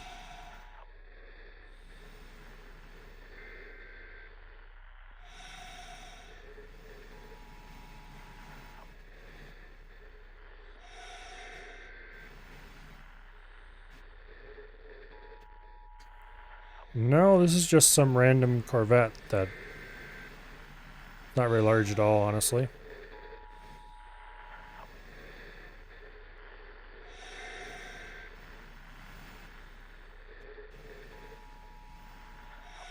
There it is.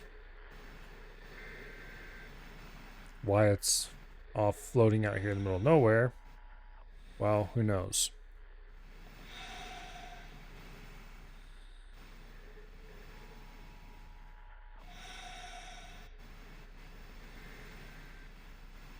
Let's just go ahead and try to get into position more or less.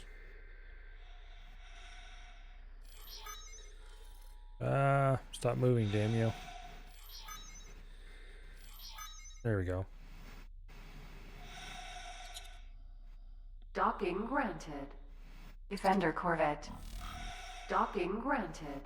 There we go.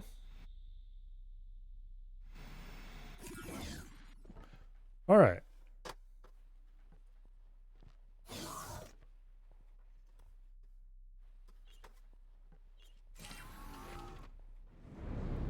Okay.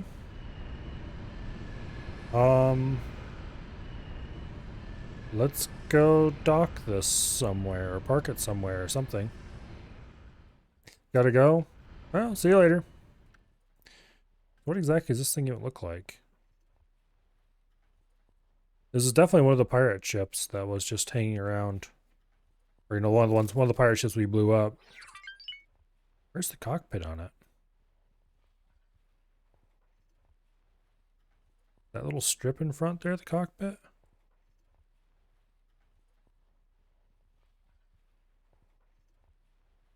Kind of looks like it. Weird.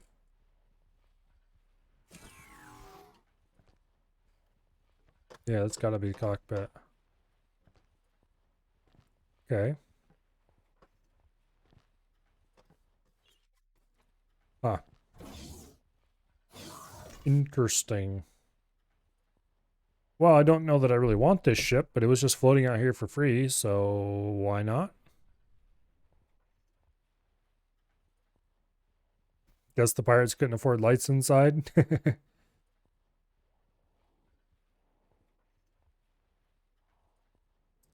Well, in a universe like Star Wars, where apparently being able to see outside of your spaceship when you're flying around in space actually matters.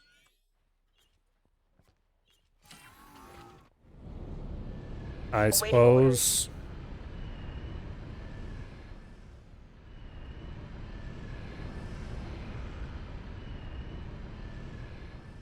Having a darkened interior is actually probably a good thing.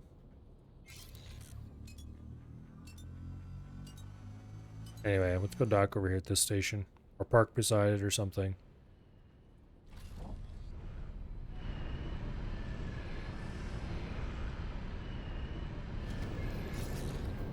Because if it's all dark inside, you don't have to do much graphical work to it.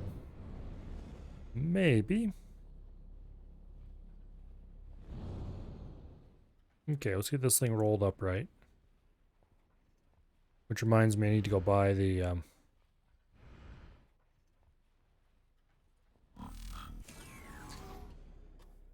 need to go buy the Imperial what you want to call it.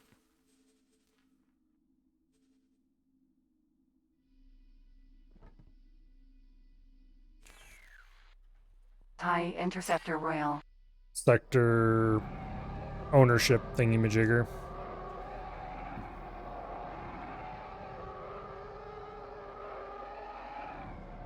Okay, so what was I looking at? There's the Customs Corvette. Let's go ahead and remove his orders as well. Neutron Star Class Border, remove his orders. TIE Phantom. There's the TIE Defender. We'll move it over here so I can see it a little better.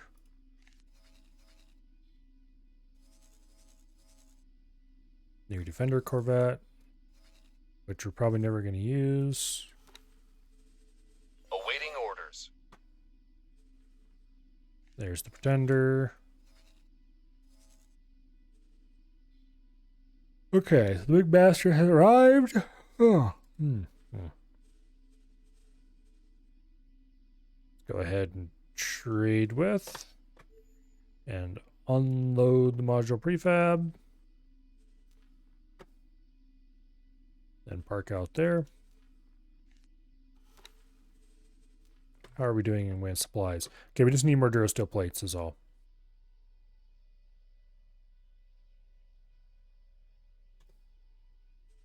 Okay.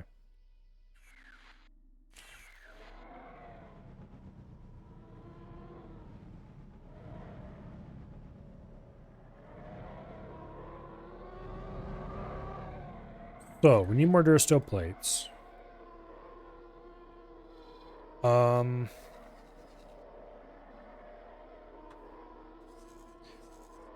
Let's go see how the Oops is doing with building those.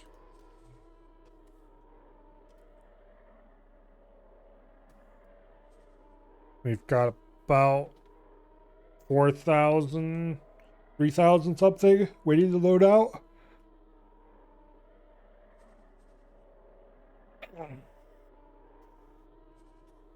Yeah, it's not quite worth sending another freighter after it. Besides the next acclimator that comes in, we're going to be giving it repeat orders to haul Durasteel plates over and over. I'm almost tempted not to use an acclimator for this. So clearly we should probably get Durasteel plate production going as the first thing we build in this system.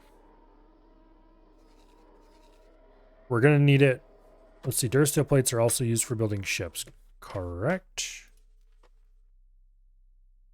Because ships use a different set of materials to build than energy cells, Durasteel plates, rhodium core. Okay. To build the ship hulls, we're going to need a lot of Durasteel plates. Particularly build large ships. What do fighters take to build, actually? Let's check. Fighters. Oh. Good old TIE interceptors. Take energy cells and Durasteel plates. Okay, they're practically free. So we're going to need thousands and thousands of Durasteel plates.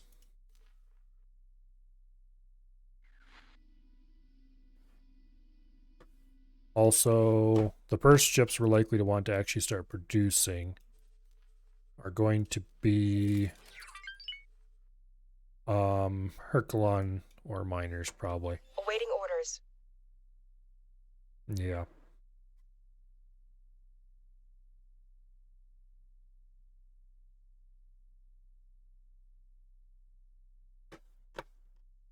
Looks like there's only 3 known. There's the hard cells, which are kind of weird. Techno Union ship, apparently. They're pretty ugly, honestly. There's the A9, which is reasonable for the Imperials to use, in my opinion. And then there's the Heraclon, something like that, which is what the Empire actually uses in this mod. They look kind of weird.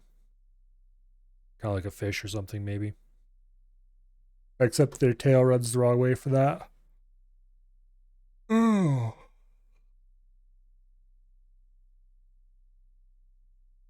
Yeah. Anyway. So these are probably what we're going to want to start producing right off the bat. Rhodium cores. We're probably going to start off buying those, honestly. Because they're not that rare. They're not that expensive, and they're needed in fairly small amounts for most ships. So that'll probably be one of the few things that are automated fairly last-ish. Outfitting one of these. Well, actually, we can go find out what it's actually going to cost to build one of those. In materials, not money. Go ahead, buy ship. Size large. Circle on ore miner. Select loadout, high preset.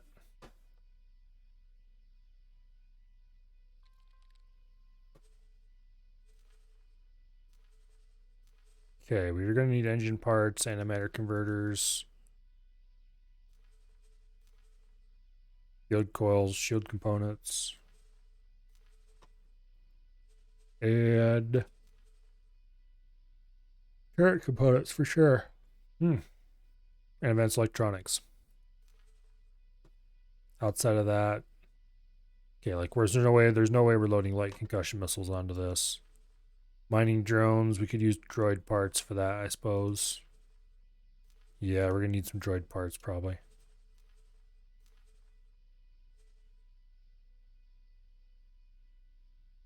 Some of that stuff we can probably import. But we will need at least engine components. Let's see, what's the minimum possible loadout? Yeah, for minimum possible loadout, we're gonna need animator converters and engine parts. And then we could fly it someplace else to buy the rest of the loading. Let's see, what's the difference between minimum and high? It would still save us a lot of money to build the hulls and then ship them off somewhere else and get them out and get them fitted. And if we're producing the engines ourselves, yeah.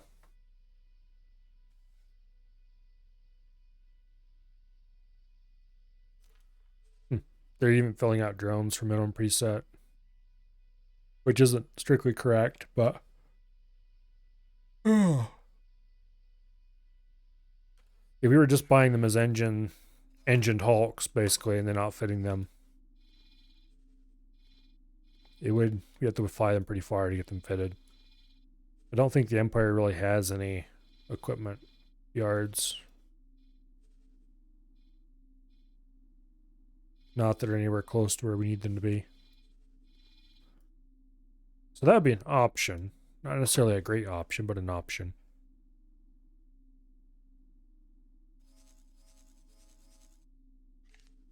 But yeah, getting local hull plate production online, pretty important. Also, we have all the blueprints for that. It's reasonably cheap. Just supply a few ore miners and boom, process handled.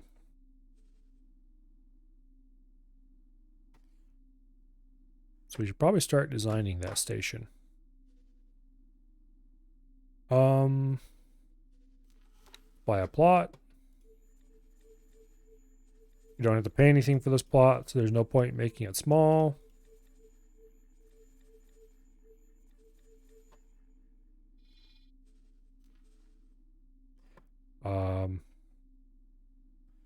Let's stick it out in the unknown region, so to speak. Doesn't really have to be close to anything important.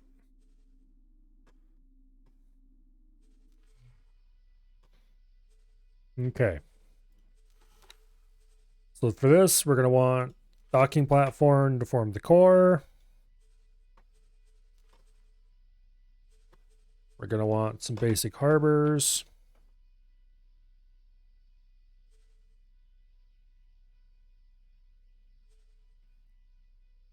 I think we'll probably just do 4 of them. This is probably going to end up servicing a decent number of miners, but we can always increase the size of the station should the need arise.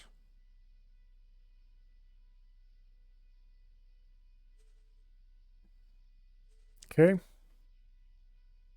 Now, on the bottom of that, we're going to want some amount of storage. And we're going to want horizontal large solid. except I'm going to flip it up on its end.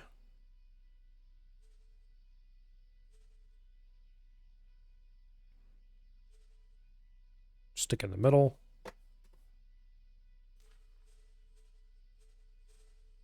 Copy module.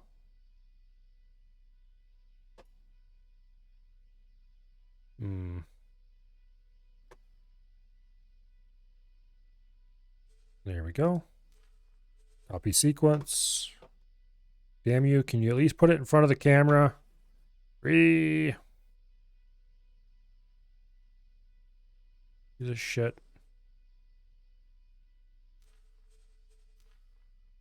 There. How hard can it possibly be to do a simple check to see if you're placing the stupid thing in front of the camera? Apparently very hard.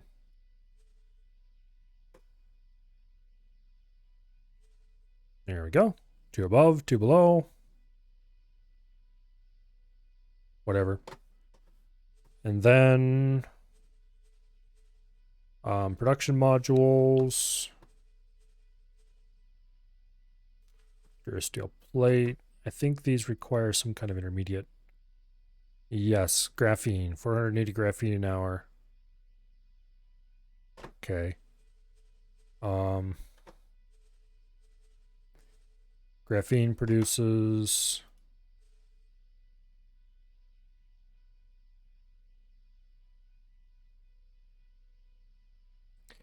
listen here, you piece of shit.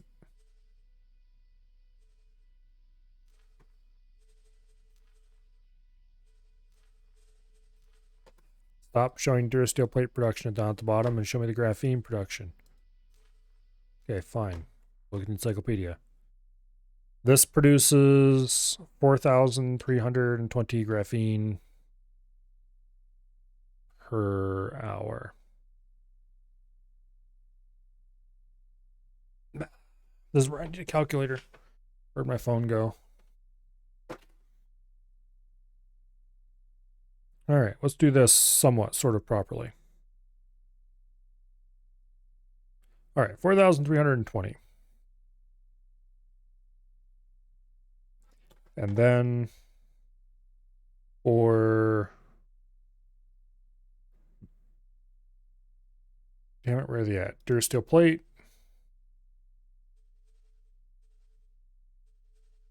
Apparently there's a couple different visual variants of this. That's cool. As far as I can tell, they're identical. It consumes refined metals. Damn it, why did I think it was graphene?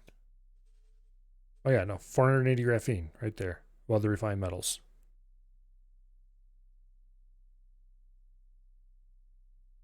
Okay. Divided by 480 equals 9. So we can get 9. Yeah, that makes perfect sense.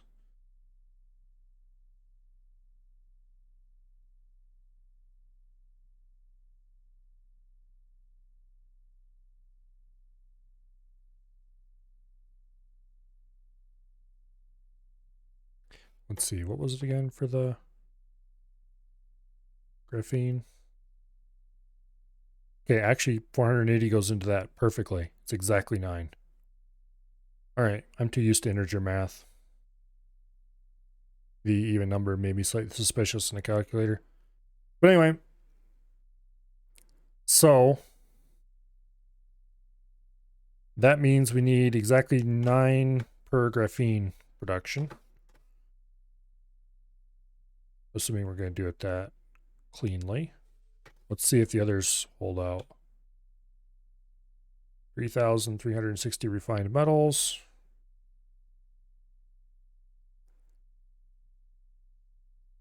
$3,360 refined metals times 9 equals 30,000 refined metals. Okay, refined metals produce 6,336. Okay, divided by 6,336. 336. It's 4.7. Okay. So if we do 5 refined metal productions,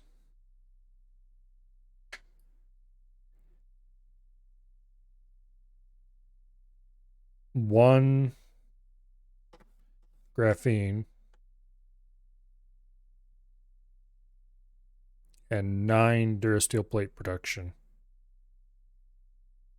that'll be perfect. So how about we do, I need to write this down before I forget it. Do I have Sublime Text open already? Probably not. No, I don't.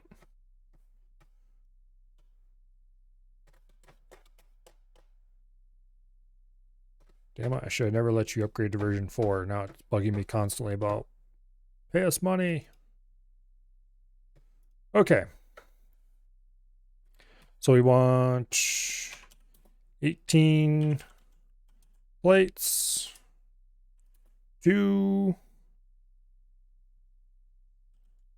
lot sets, and 10 refined metal. I think it's graphene is the what's it. Okay. 18 plates, 2 graphene, 10 refined metal. We're overproducing refined metal by a bit. I probably should try to calculate it so that we're not overproducing. But I don't think we're going to be able to get... Let's see. Durasteel plates, 3,520. Okay, 3,360 refined metals. Refined metals produces 6,336. Okay, yeah, there's no way we're going to get those to go into evenly in any way. Which is mildly annoying, but not a big deal, really. Okay. Now, back to station designing.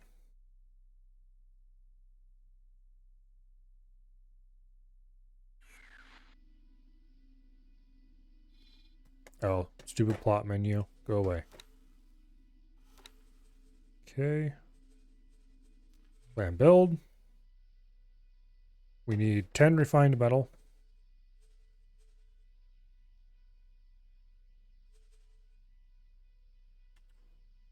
Let's turn off the FPS display. Yes, I know this game has terrible FPS. Oh, where's that? Refined metal right there. Now, I think what I should do here...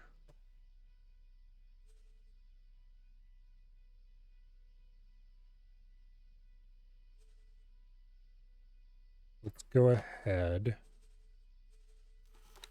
and grab...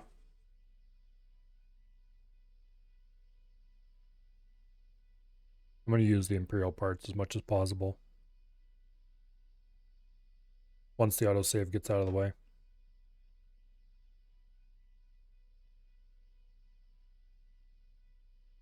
Which will happen any day now. Come on, hurry up, damn it.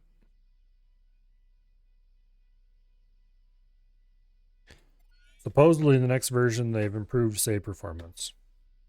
I'll believe it when I see it.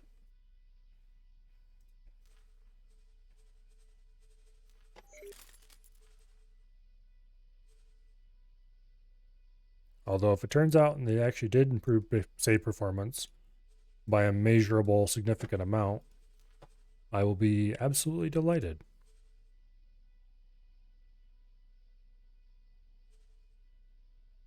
Oh, you piece of shit.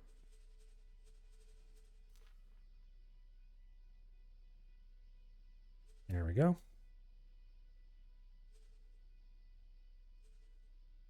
And then you go up top. Effect.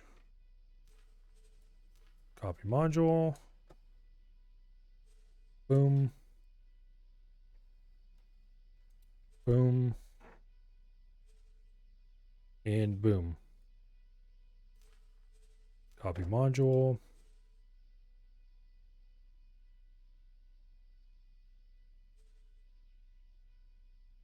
There we go. Nope, not quite. There we go. Copy module.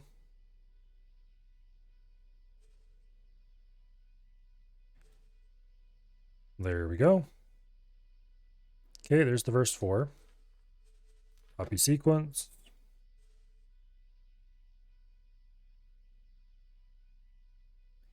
Flip it around. Ta-da. Okay, there's the first 8.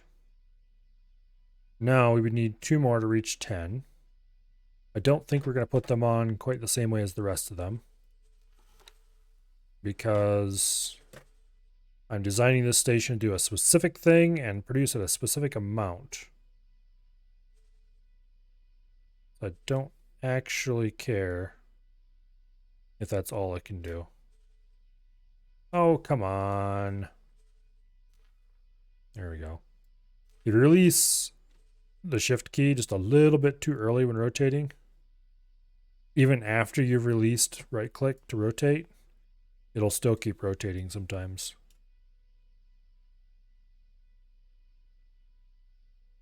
You have to hold shift for markedly longer than you hold down the mouse button.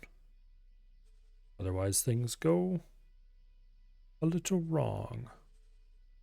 Also, that looks kind of ugly, not gonna lie. Move you out a little bit. Grab a base 01.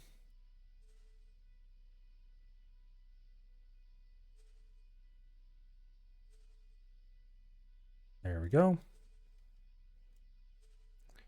And there we go. Copy sequence.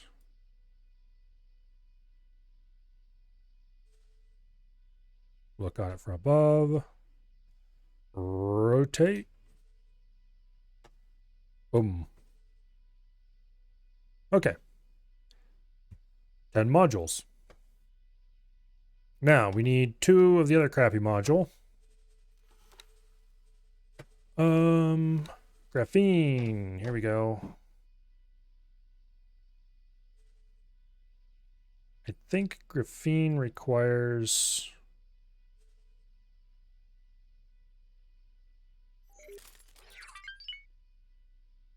Okay.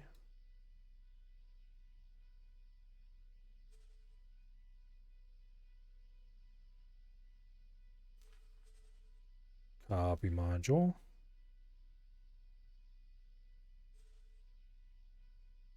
Rotate.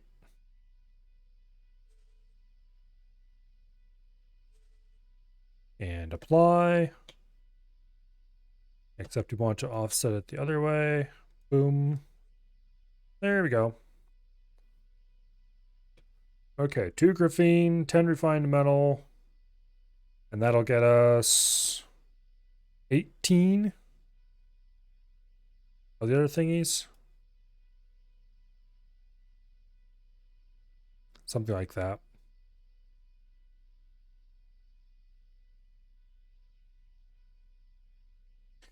Although, I do want to check something here.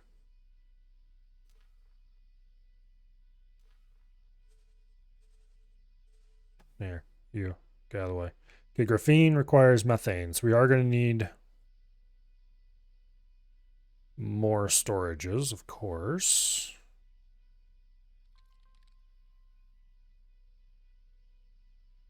We need to have water, or, you know, liquid storage.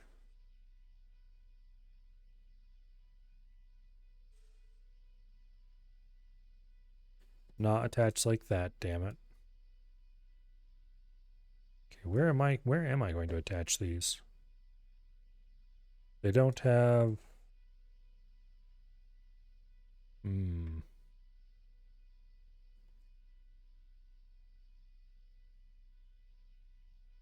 Okay. Allow me to consider this problem.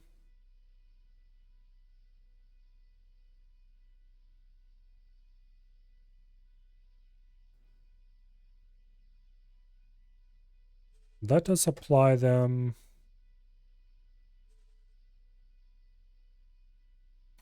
like this.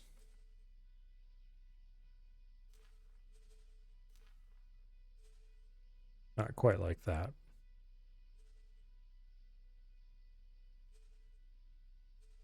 Boom. Okay, so that's the raw material storages. Now we're going to need to handle the container storages. These are all solids, right? Yeah, they are. Okay, the container storages for the output.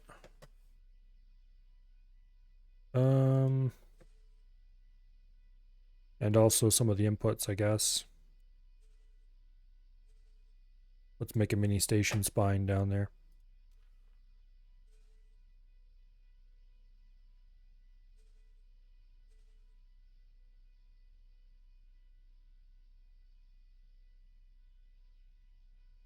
Okay.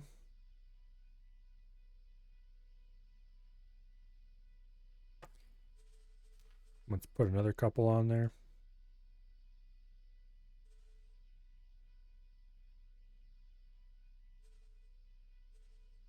Dang it.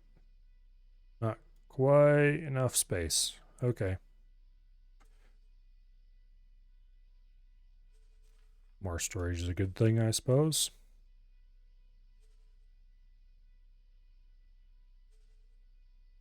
Okay, so that's 4 container storages, 2 liquid storages. Upon further consideration. Okay, we can't even put that there if we wanted to. Let's take the container storages and put them on the same row. Let's move the liquid storages up 1. Like so.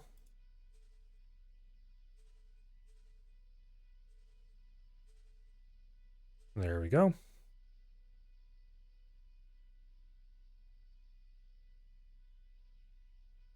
Hopefully we'll have enough space for this. We might have to bump these arbors out some if we have trouble.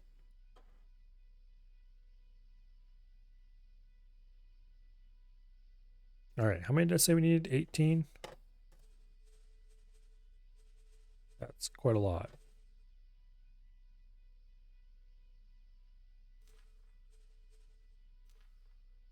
Ah, flashbang. Okay, obviously this is completely the wrong type of production module. Let's attach it down here anyway. And then we can remove the existing production modules.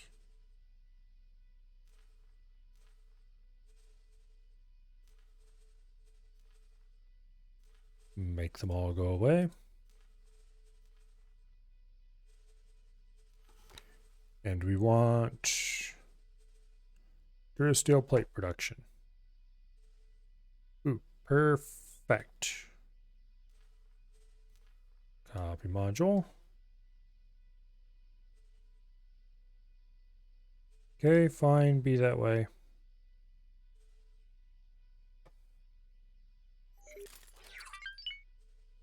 Boom.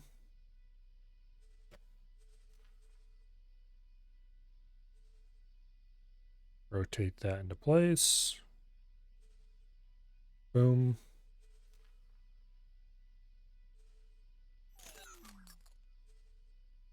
Boom. Okay, that's the first 4.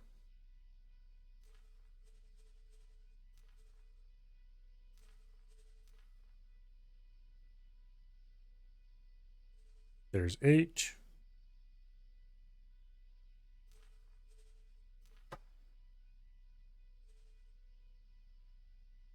And we'll go ahead and rotate this. Boom. Boom.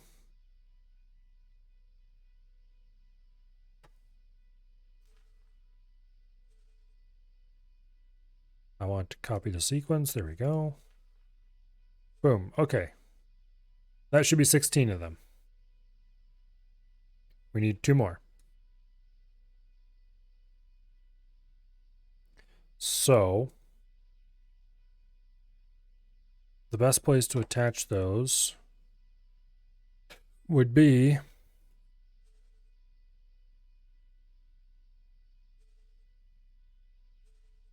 out there in the ends.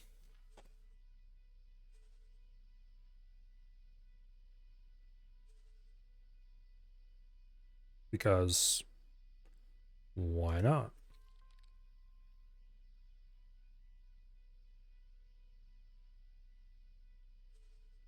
There we go. Ta-da! 4, 8, 16, 17, 18. 10 of those, 2 of those.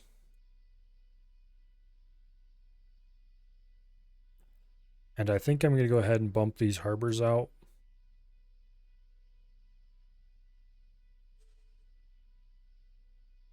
A bit.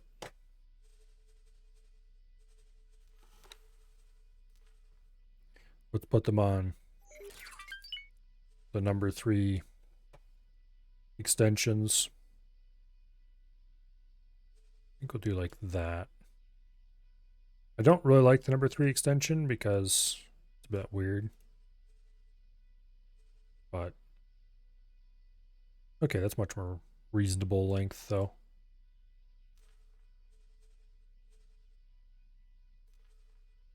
Let's remove the harbor modules and let's copy the other sequence. And if we're going to have to do rotating and crap like that anyway, it's easier to do it as a unit.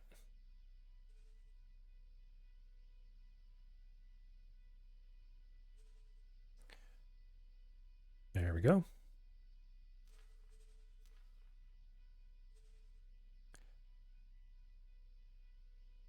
Rotate him into place.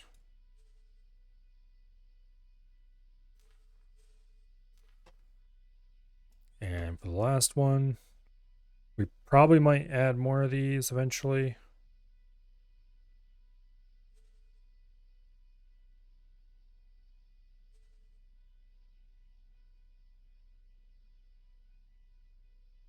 Okay, first of all though, let's detach the top and bottom sections. So let's attach the top, then the bottom. And then after all those are done, we'll put on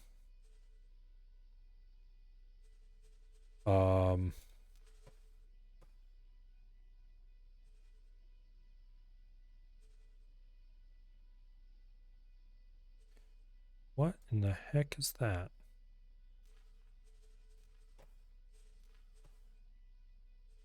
Okay, rotate the way I want you to this time, please. Thank you. Go attach it up there. Let's see how if this looks wrong. Because I want these corner ones to be bumped out a little farther. But I think that might be too far bumped out farther. Yeah. Okay. Let's replace the O2 with an O1.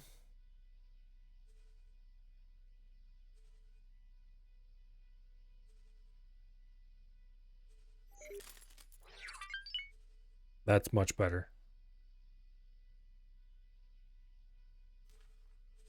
Copy sequence.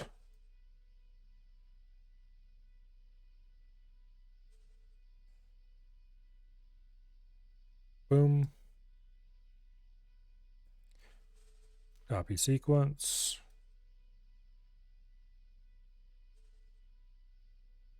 Boom. Copy sequence.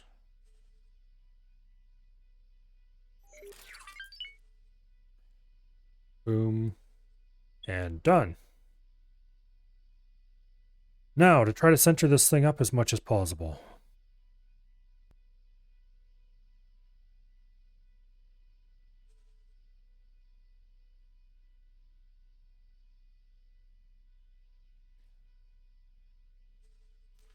I wish there was a center in area function. It's centered enough vertically for me. And it looks pretty centered.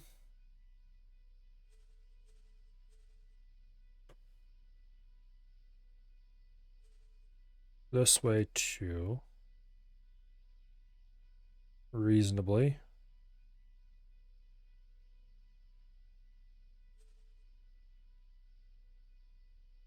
I think there's an orthogonal camera I could turn on that would help with this, but it doesn't have to be perfect, it just has to be good enough. And I think I'm willing to put the good enough stamp on this. Oops. Burn phone. Alright. For module changes. This is going to take 10,000 Durasteel plates, 52,000 energy cells, and 26,000 module prefabs. Okay. We should have a unused builder over here. Go ahead and select that.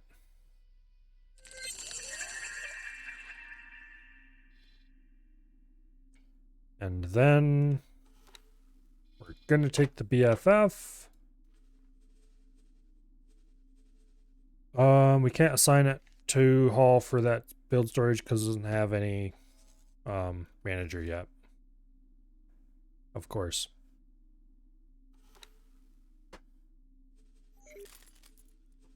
What do you have in your storages? Energy cells and modular prefabs. The other freighter has not arrived yet? Okay. That's taken a little while.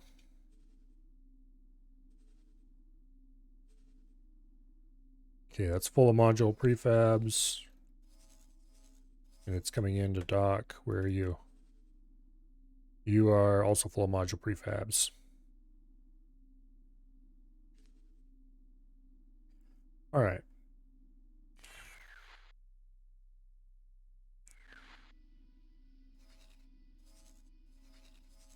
It'll be a while until this one really gets going as far as building goes.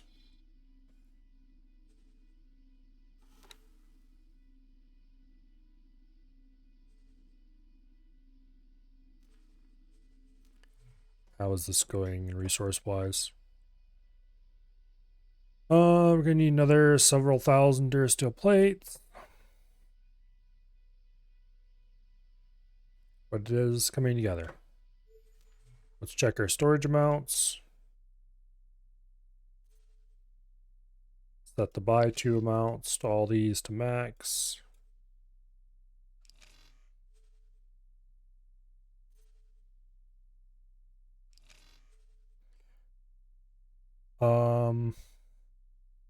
Let's turn off automatic allocation. 1 million energy cells should be enough for now. We'll leave automatic allocation on for the other two. But energy cells are set up the way that they're going to be. We're going to need to get a bigger freighter running this route, but for now the small one can do the job just fine. We're going to need cargo drones too. So let's go ahead and put in an order for probably about 100 of them.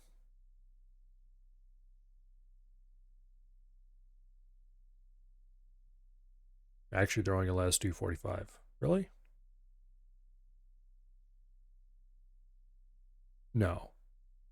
Not sure why it says 0.45 there. Probably because there's... Yeah, anyway. We'll see if we can buy about 100 of these things. Okay, so it was the number of legs behind by like a frame. That's interesting.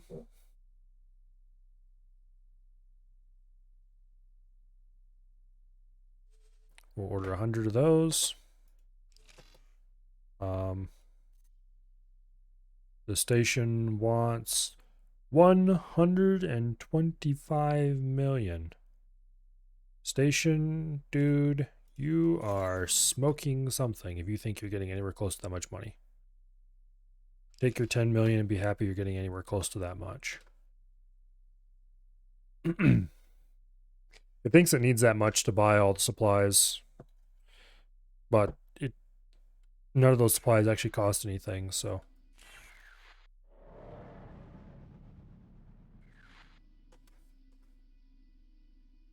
Let me check again a little more closely here. Smart chips, energy cells, droid parts. Smart chips and droid parts, I'm happy with them being bought off the AI. We'll see if anybody supplies those wares anytime soon. And on that note, let's go visit that station. It's coming together a little interestingly.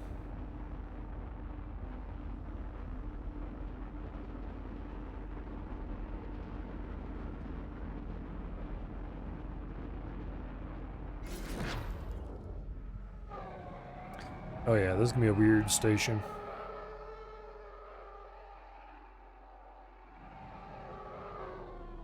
But that's fine, weird stations are cool.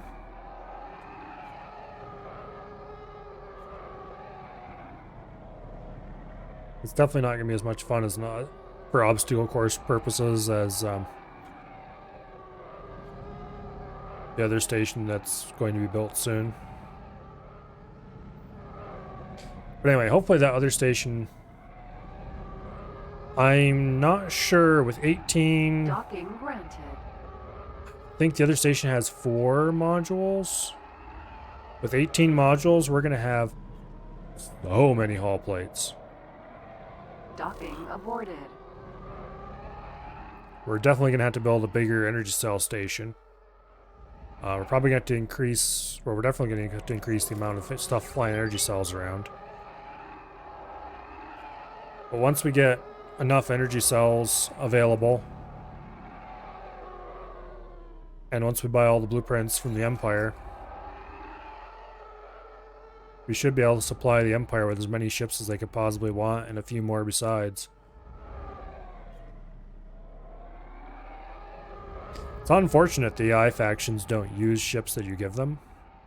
Otherwise, I would just mass produce and sell ties to the Empire. Just build giant TIE Defender fleets or something. Load them with a mix of proton torpedoes and pew pew laser and sell them to the Empire and let them go steamroll the universe with their giant TIE swarms. Alas, as far as I can tell, they just scrap any ships you sell to them.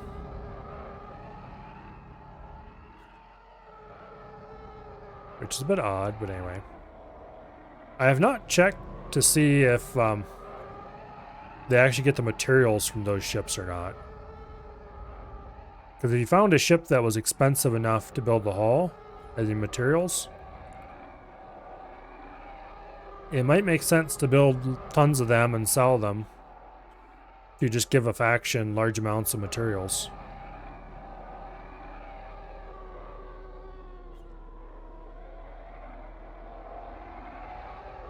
Although obviously it'd probably be smarter to load their cargo first.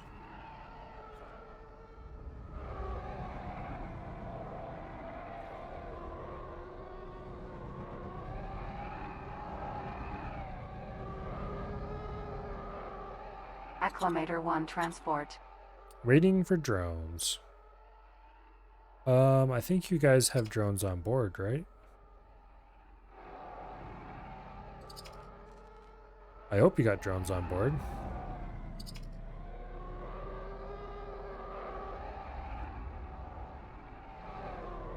It has orders to dock at the trading station.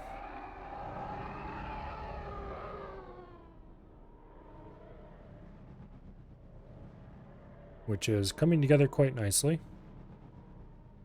3 of the main legs are done.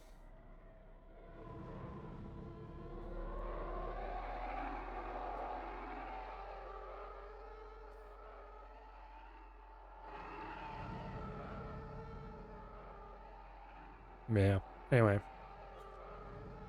I probably should buy more Imperial Station parts so I don't have a weird hodgepodge. But I kind of like my eclectic collection.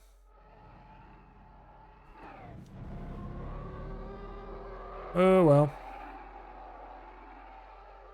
Obviously, there's nothing to see at the other station build site yet, and for a long time.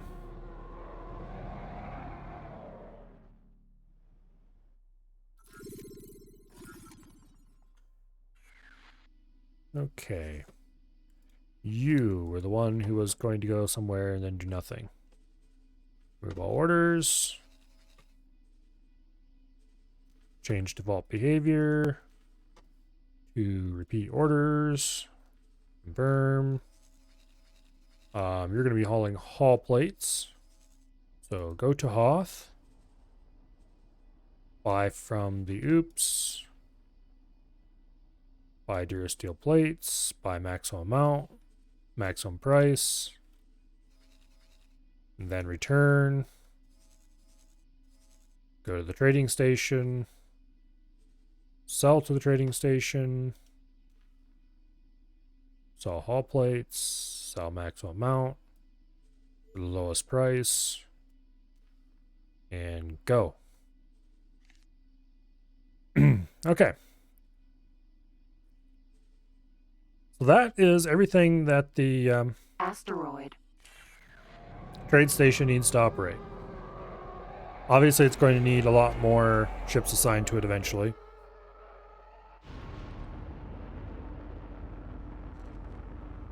Eventually, we're going to have a bunch of ships, medium and large, assigned to it just for the purpose of transporting stuff locally within system.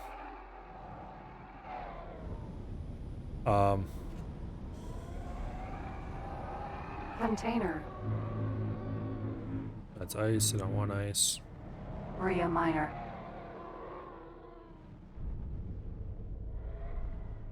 What are you? Asteroid. You were also ice. Go away. Rhea Minor. Asteroid. Wow, what's with you making a mess around here? Ice, ice, ice. Okay, we don't want any of that. Let's check my inventory to make sure I didn't pick up any ice. I assumed it was probably like lodestones and crap like that. Okay, apparently that first container was, because we don't have any ice in our inventory.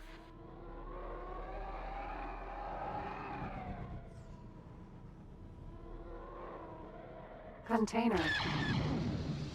Container. Container. Rhea Minor. Banking Clan Miner. Wonder when that blew up. I don't think I'm hostile to the Banking Clan. Oh, no, it didn't blow up. It's still alive. Duh. I figured it was a wreck for some reason, but it's not. It's perfectly fine. Derp. Not sure why I would assume it was a wreck. It doesn't look like a wreck. Container.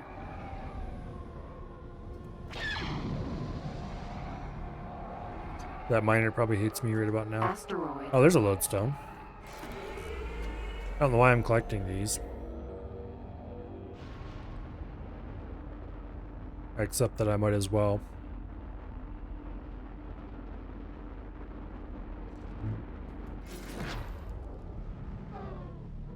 Okay.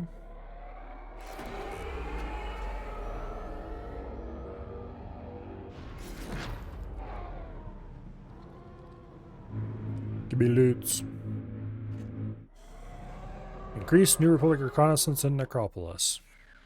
Do we actually know of any New Republic in Necropolis? There's a patrol E-Wing. Let's go get them, boys. Imperial Star Destroyer 2. Jump Beacon. Necropolis.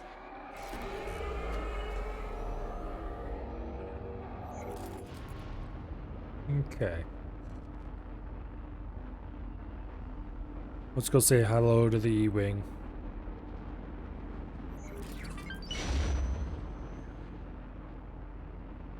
And there's the autosave. Here's our completely toothless defense station.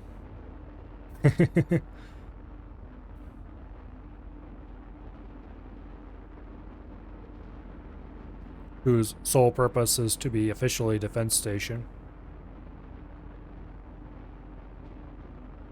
Although if anybody does show up to shoot at it, the Marauder will definitely ride to its Jump defense. completed. Necropolis. E-wing. And we just smacked into said station, like a skilled pilot should.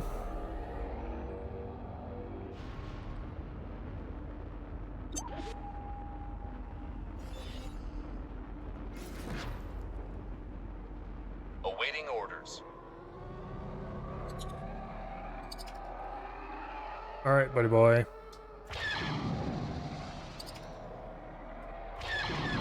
Rookie, Oh, really? you won't get far shooting like that.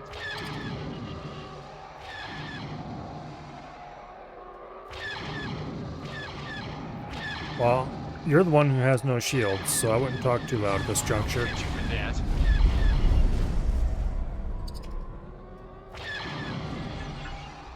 Boom. And loot acquired.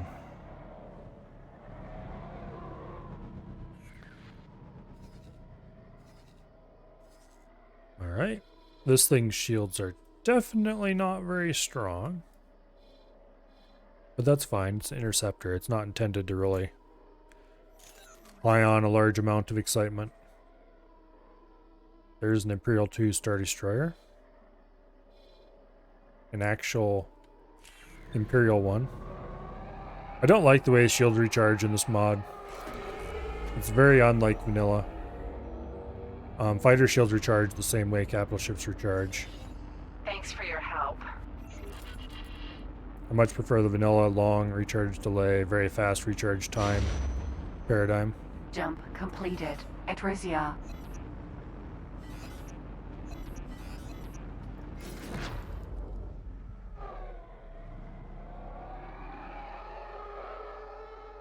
It's a Republic assault ship. No, it's just a transport. Although I do have to say, if this thing was more heavily armed, and we didn't have this stupid bridge sticking way up in the air like that, even if it's just, okay, even if you just cut off this bridge right here at the bottom, and left this little hump here, this would be a quite functional ship design.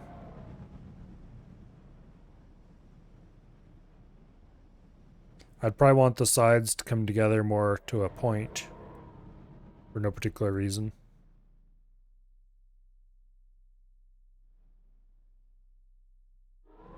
But anyway, the reason it's functional, of course, is because a squished pyramid like this is, no matter which way you look at it, two sides of the ship can shoot at you. Although on this one, due to the way the sides are, you could probably find a blind spot where only one side could shoot you.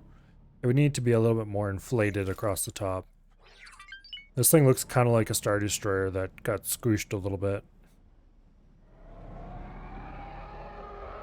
Anyway.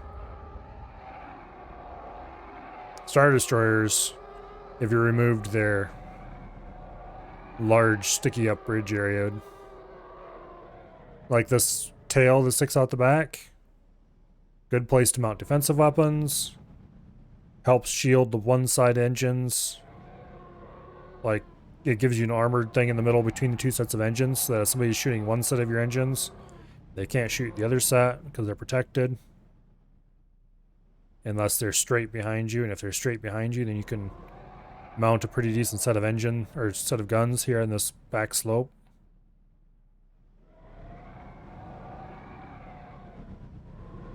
Anyway, it's not the worst design I've ever seen in a sci-fi spaceship, that's for sure.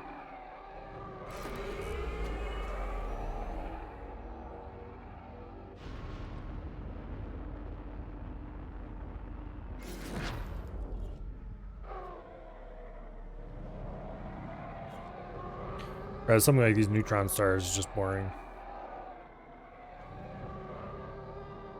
Okay, it looks like they're working on the bottom. Oh, Anunnaki module.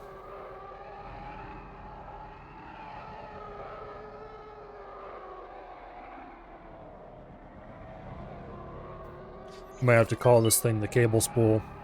That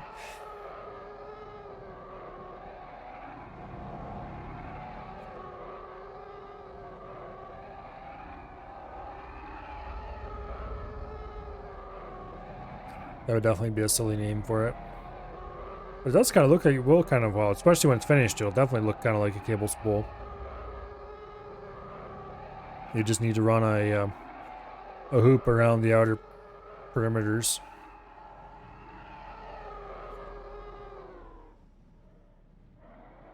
That would look kind of like the cheaper skeletonized metal spool.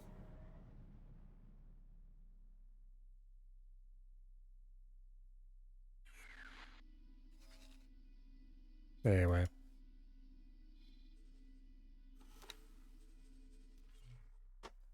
Energy cells do slowly pile up. About what I expected. Module prefabs, we've got 7,000 on stock.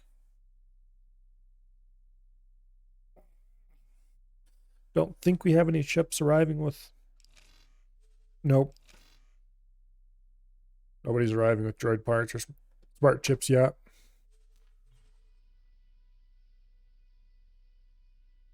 Yeah. We just need Murderisto plates.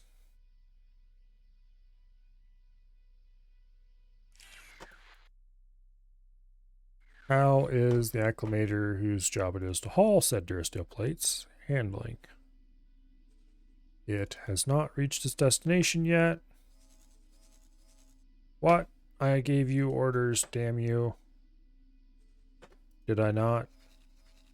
No, I gave orders to the big bastard. Oops. I kind of wanted to keep that here. Who cares? An acclimator's an acclimator. It's probably all halfway there.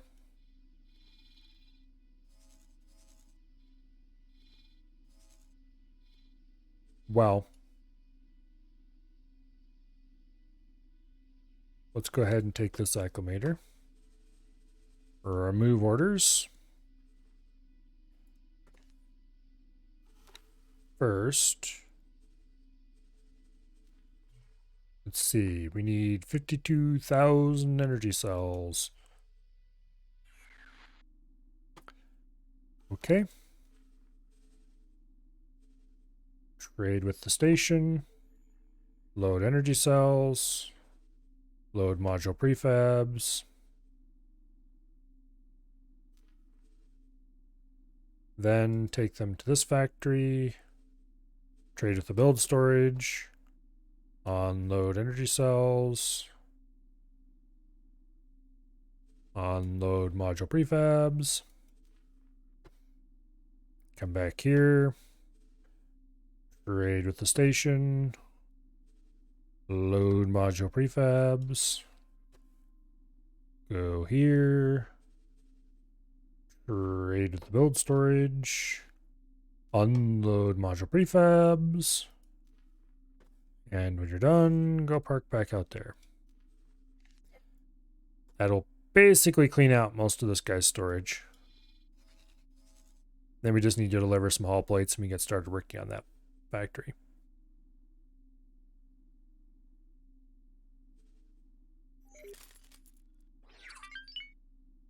But anyway. This isn't really an ideal location to be trading with the Empire. Oh. But. Oh well, it's where I wanted to build my stuff, so.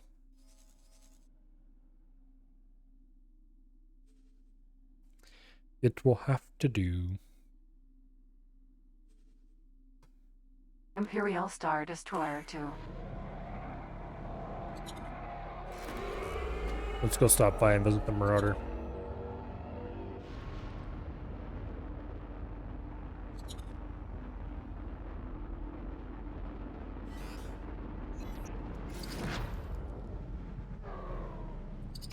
Hello, Marauder. I highly doubt anything interesting has happened over here, considering it's just been parked the whole time.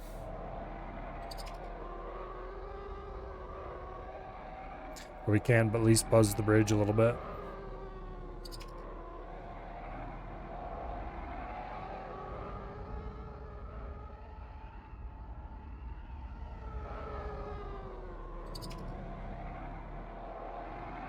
Let's see, what time is it? 10 o'clock already? Probably start making sure everything is prepared and cleaned up and ready to go. We have...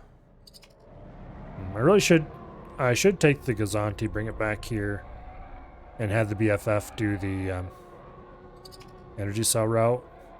Because the BFF carries a lot more than that Gazanti does. Like, Gazanti's almost useless as a cargo ship. Yeah, it's supposed to be a cargo ship, but it's a very bad one.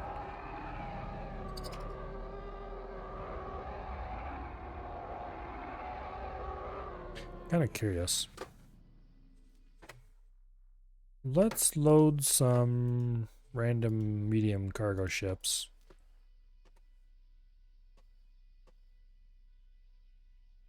There's a medium carrier. Oh, the Gazanti cruiser, of course. BFF1. High preset. Confirm.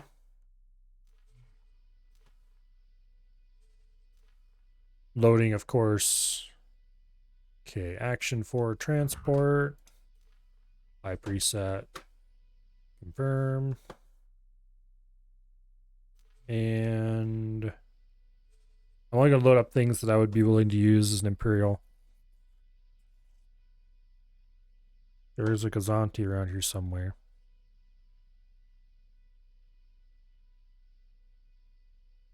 Like a Landa class shuttle is definitely not really. Gazanti class transport.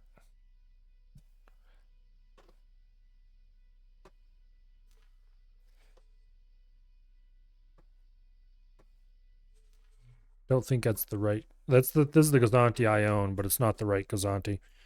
I wish you could load more than 3 ships into this configurator at once. Gazanti class Imperial armed transport. Here we go. But it doesn't haul any more than the other one. Yeah. That's a big drop between the BFF and the Gazanti. The Action 4 is definitely not worth taking either.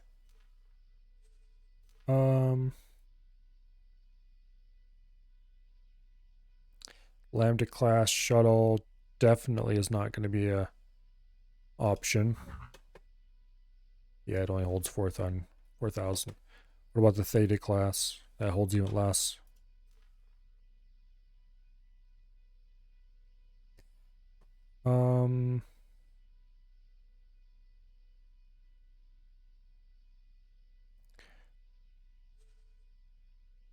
Gallifrey is 10K. Obviously, that's very rebel, though.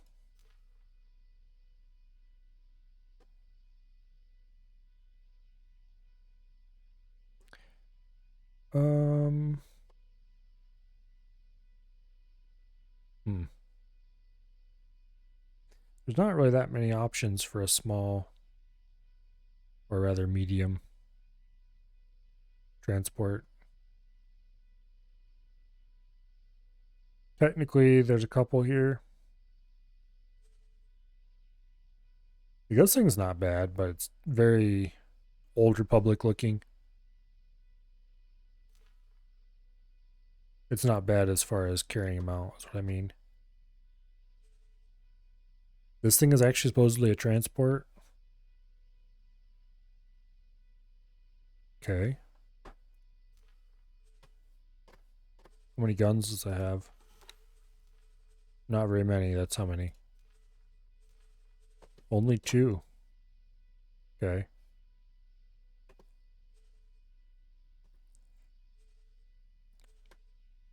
Okay. I guess a basically a diplomatic vessel, which is what this is supposed to be. If it is Lightly armed. What else would you, what other role would you give it next for?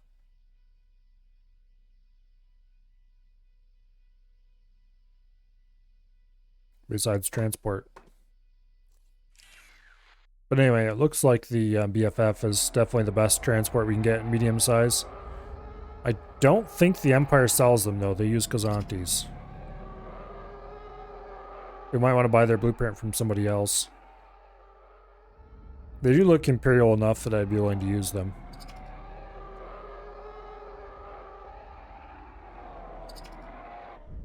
Bonk.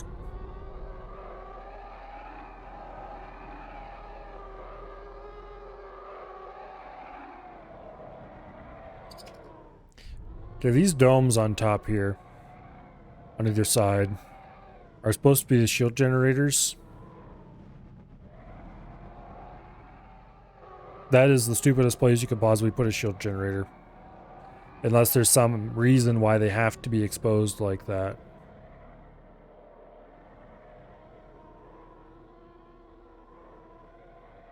Yeah. Even if they have to be exposed, you could nestle them in to like niches or something on the sides, you'd think at least. Instead of there. And over there. Just like put them on the bottom of the bridge or something. Anything to provide them with a little bit of cover.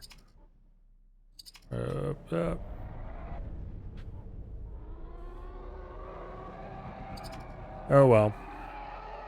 Now if they were like sensor domes or something, which is what I would have called them, that would make much more sense to have them out exposed like that. And even then that's kind of a terrible place for them. It'd be much smarter to put them on the sides of the bridge wings here sticking out. Or, even better, sticking off the corners down here. Because if you could put your sensor arrays on each corner, and then maybe one on the tip, that would give you detailed 360-degree coverage. Like, put one on this corner, one in that corner. That way you cover everything on either side of the exhaust nozzles. Assuming that would disrupt sensors in some way. And then put another one on the nose. You wouldn't even need to put another one on the nose, but if you did, it would definitely make sure that there would be no plausible... Well... You wouldn't need to put one on the nose, I guess, at all, really. Because you would have clear line of sight. Either side, all the way forward. Assuming they, you know, covered in every possible direction except the directions included by the ship. Obviously, they would be hideously vulnerable out on the tip like that. But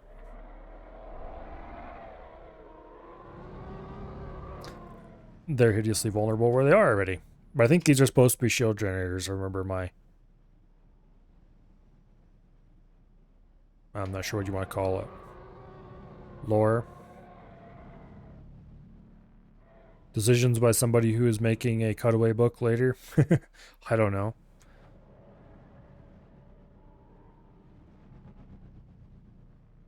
In any case, whatever they are, they're terribly positioned. I think there's... The real reason they're there, of course, is just because they look cool. That is, after all, why everything in Star Wars is done. Because it looks cool.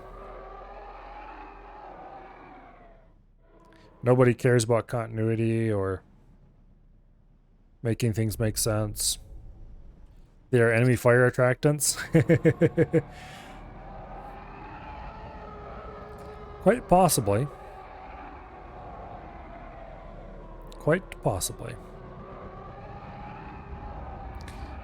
But in that case, why would you want to put them on top of the bridge? Oh, well. Oh. Nothing about these ships really makes sense. except the basic shape. And then they go and throw away all of the capabilities a shape like this would give you by completely ignoring them.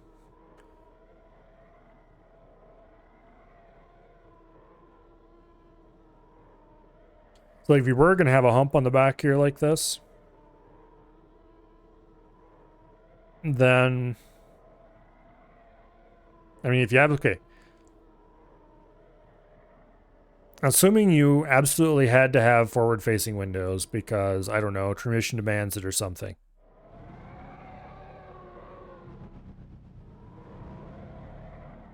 You put the bridge right here. It's much better defended than being up there. Also, if you cut this hump back a little bit, you can put the hangers right here on the top instead of having a hole on the bottom. Which I'm not going to say that the hole on the bottom is a dumb idea. I kind of like the way the hangers are positioned on here. It's just that if you're going to have that stupid hump on the top, it practically screams, put the hanger here. And yet, they didn't.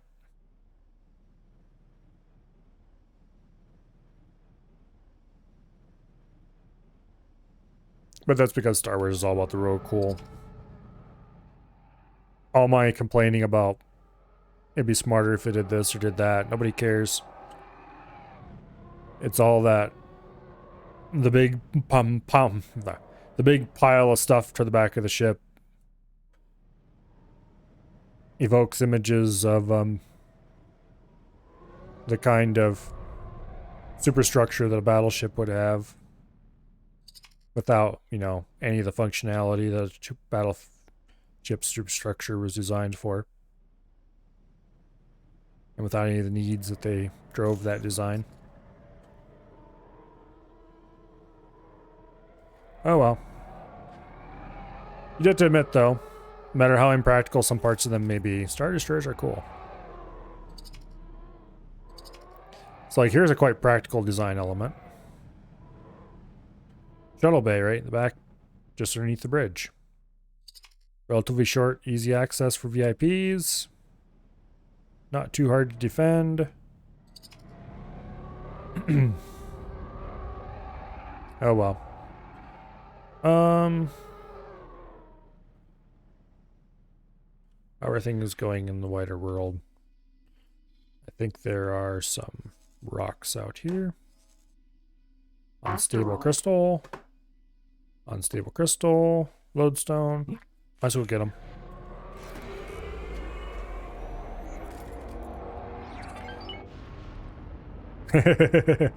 Let's face it, the original IP was probably written by guys who were on a lot of acid at the time. Probably.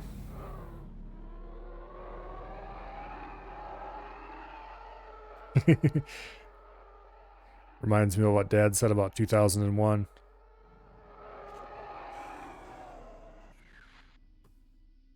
Asteroid. 2001 Space Odyssey. And some along the lines of it was really stupid, fairly nonsensical movie, but you could go to it stoned and lean back in the theater. And, wow, man. Look at the lights.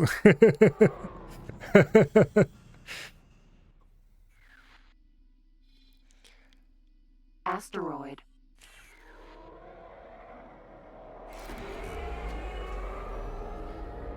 Well. I never liked any of that guy's books. All of them were weird. And there's a time and a place for weird books.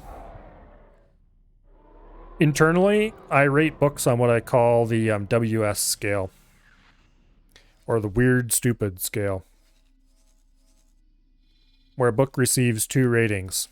It receives a rating on how weird it is, and a rating on how stupid it is.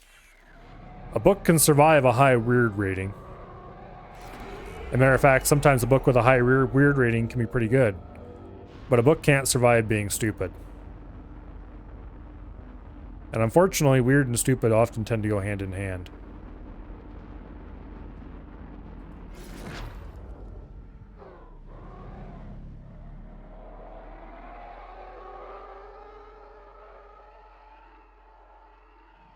Yeah, I read some pretty good weird books in my time. But Asteroid. Asteroid. I don't think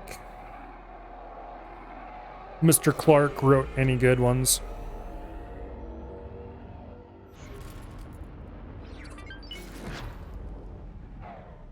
They all fell quite firmly on the high side of stupid.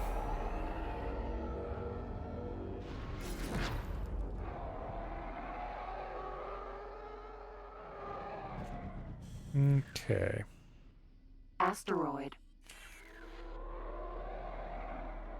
A lot of classic sci-fi isn't that good when you get right down to it. Some of it is amazing. But a lot of it is deeply flawed, shall we say.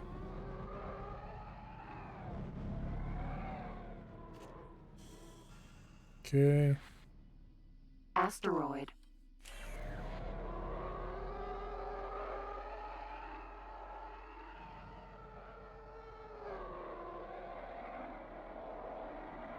All nice and lined up, and yay, we collected the thing. I think that sweeps up all of the loots that I know about. Do I have any satellites on board? I probably should take my customs Corvette and satellite the crap out of this place. I did give it a fresh load, so we might as well.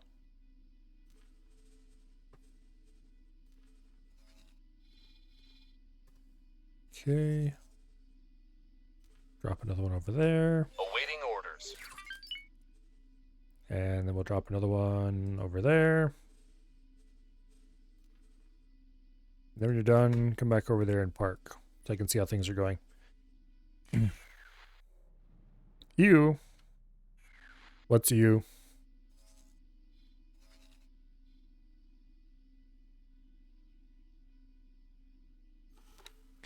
Okay, the acclimator's back from its little voyage of discovery.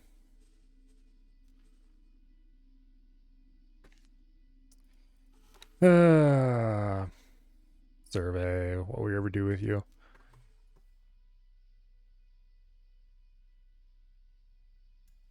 Okay, this should be enough. Once the first docking platform's done, which just requires a little bit of Durasteel. Yeah, once we get a little bit of Durasteel onto this thing and get the first module done, we'll be able to give it a manager and then assign a freighter to it. And that'll take care of pretty much the entirety of the construction, as long as we just keep hauling stuff into our trade station here. You're 40 with the mind of a 14-year-old. You know,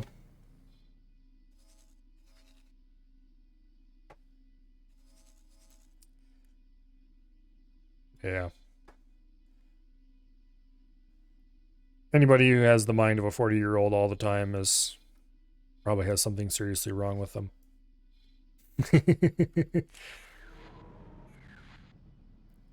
Trading station. Yeah, let's go back to see how the trade station's getting on.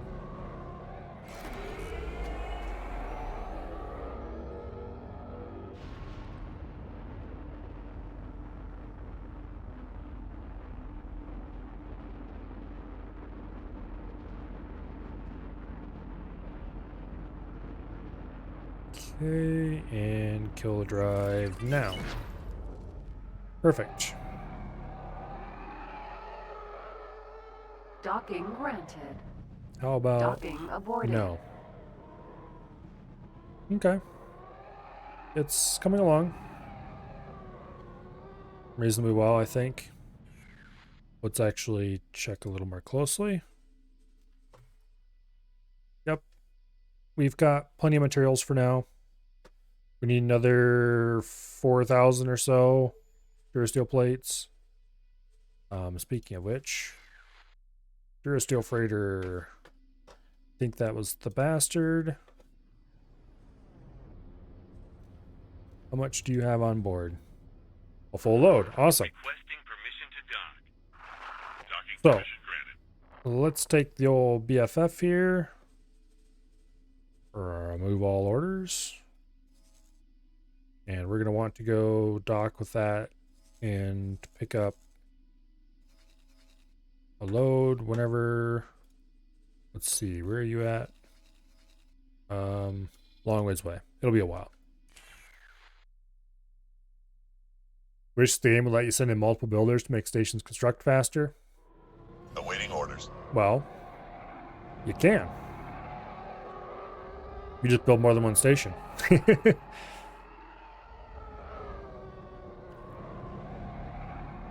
But yeah, I wish you could too.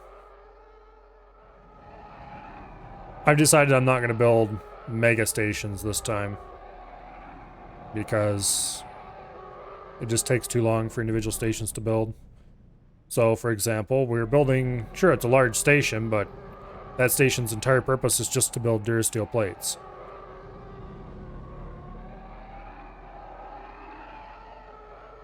And that's probably all that station will ever be used for. So every major component is going to be produced at its own station that's dedicated just to that. Docking granted. Ginormous, Docking granted. Docking aborted. ginormous mega stations that produce everything on one station. Not gonna happen. We're not even gonna get anything. Well, let's put it this way. I remember how long it took to build the scrapping station on the first run. Never gonna do something quite like that again.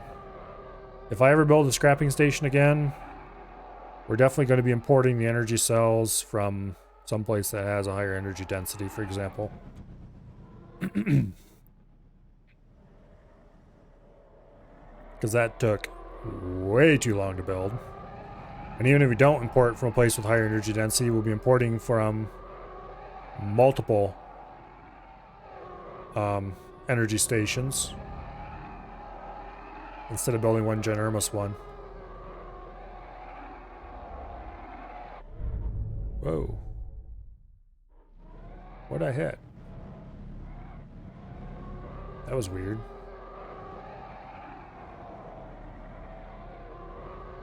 But anyway.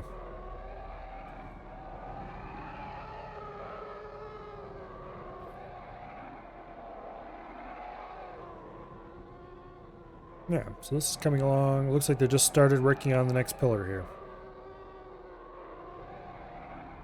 So there's a storage module.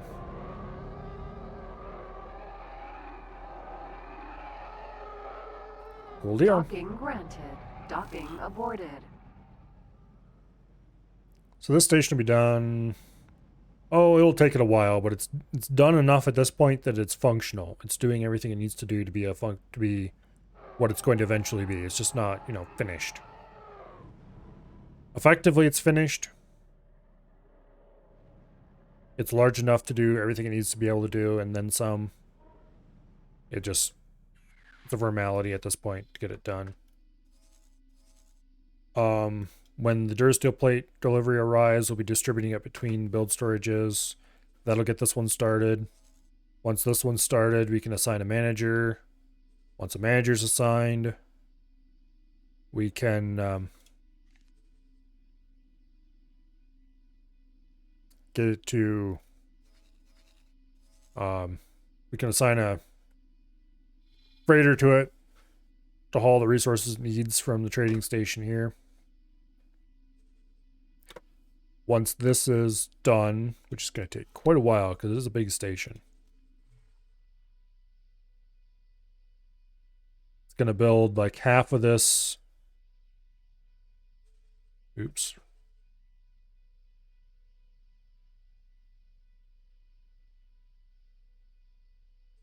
There we go. It's going to build like half of this docking ring to start with. And then it will build the top half and then the bottom half. So that'll take a little while. And it's not going to have any container storage until it gets down to building the bottom half. So basically this is going to sit unused until it's almost done. But that's fine because I don't need any of the intermediate products it can produce anyway. So we need to wait until it actually starts producing these final Durasteel production. Once this is up and running though, this will produce all the Durasteel plates locally. We'll be able to reshuffle things a little bit. And then I don't know. I don't think I'm going to have to produce station station modules locally. I think I can keep shipping those in. So I doubt we'll need to actually build a replacement for the OOPS here. So at that point, we'll want to launch into probably a combination of building, well, at that point, it'll be starting the actual shipyard, or rather starting up engine parts construction. Once engine parts are going, then we can build the actual shipyard somewhere in here and start producing Hulks with engines on them, either to sell for more money or to take somewhere else and refit to save us money. Honestly, we'd probably just make Hulks and sell them and then buy pre-fitted ships from somebody else because one direction flight is easier. I don't know. I had to think about it. But anyway. After engines, shields. Once we have engines and shields being produced locally, we can make our own trade ships if we have to. Ideally, I'd want turrets as well as shields. But those three lines, once they're up and running, we'll be able to produce our own ships, except for the Rhodium cores, which you should be able to buy locally without too much trouble. And of course, that would be the next step then, making those. And once all four of those lines are done, we'll be able to build our own capital ships. And fighters. Preferably both. In vast quantities. And once we can produce our own capital ships and fighters, well, then there'll be lots of time spent turning blue into green. And once we're finished turning blue into green, then this off-whitish, brownish color, turn that into green. Maybe turn the yellow-brown into green. Not yellow-brown, orange-brown. Kinda. Orange and brown are the same color after all, so I'm not really sure which this is supposed to be. It's kind of orangey, but it's also kind of brownish. Not quite dark enough to be a proper brown.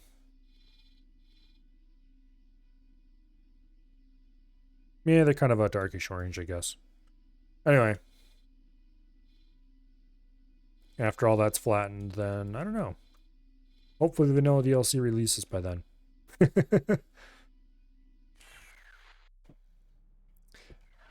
But on that note, let's save the game, because it is 10:30. And we can deal with all that on a later date.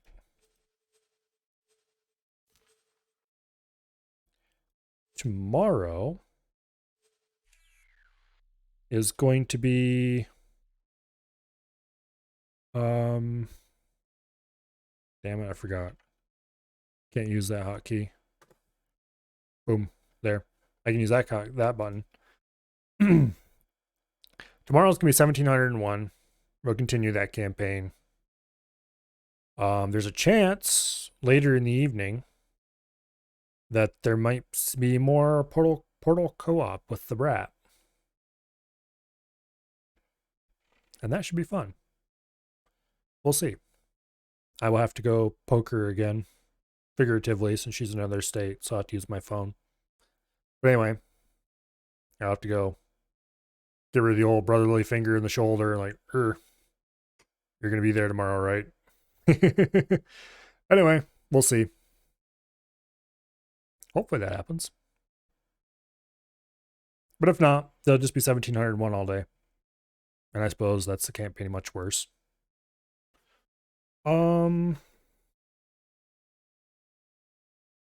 Okay, it looks like Af is playing Valheim. Avi is playing Valheim, maybe. I think. Af is definitely playing Valheim. But Fogsight is playing Bannerlord. So we're going to raid Fogsight.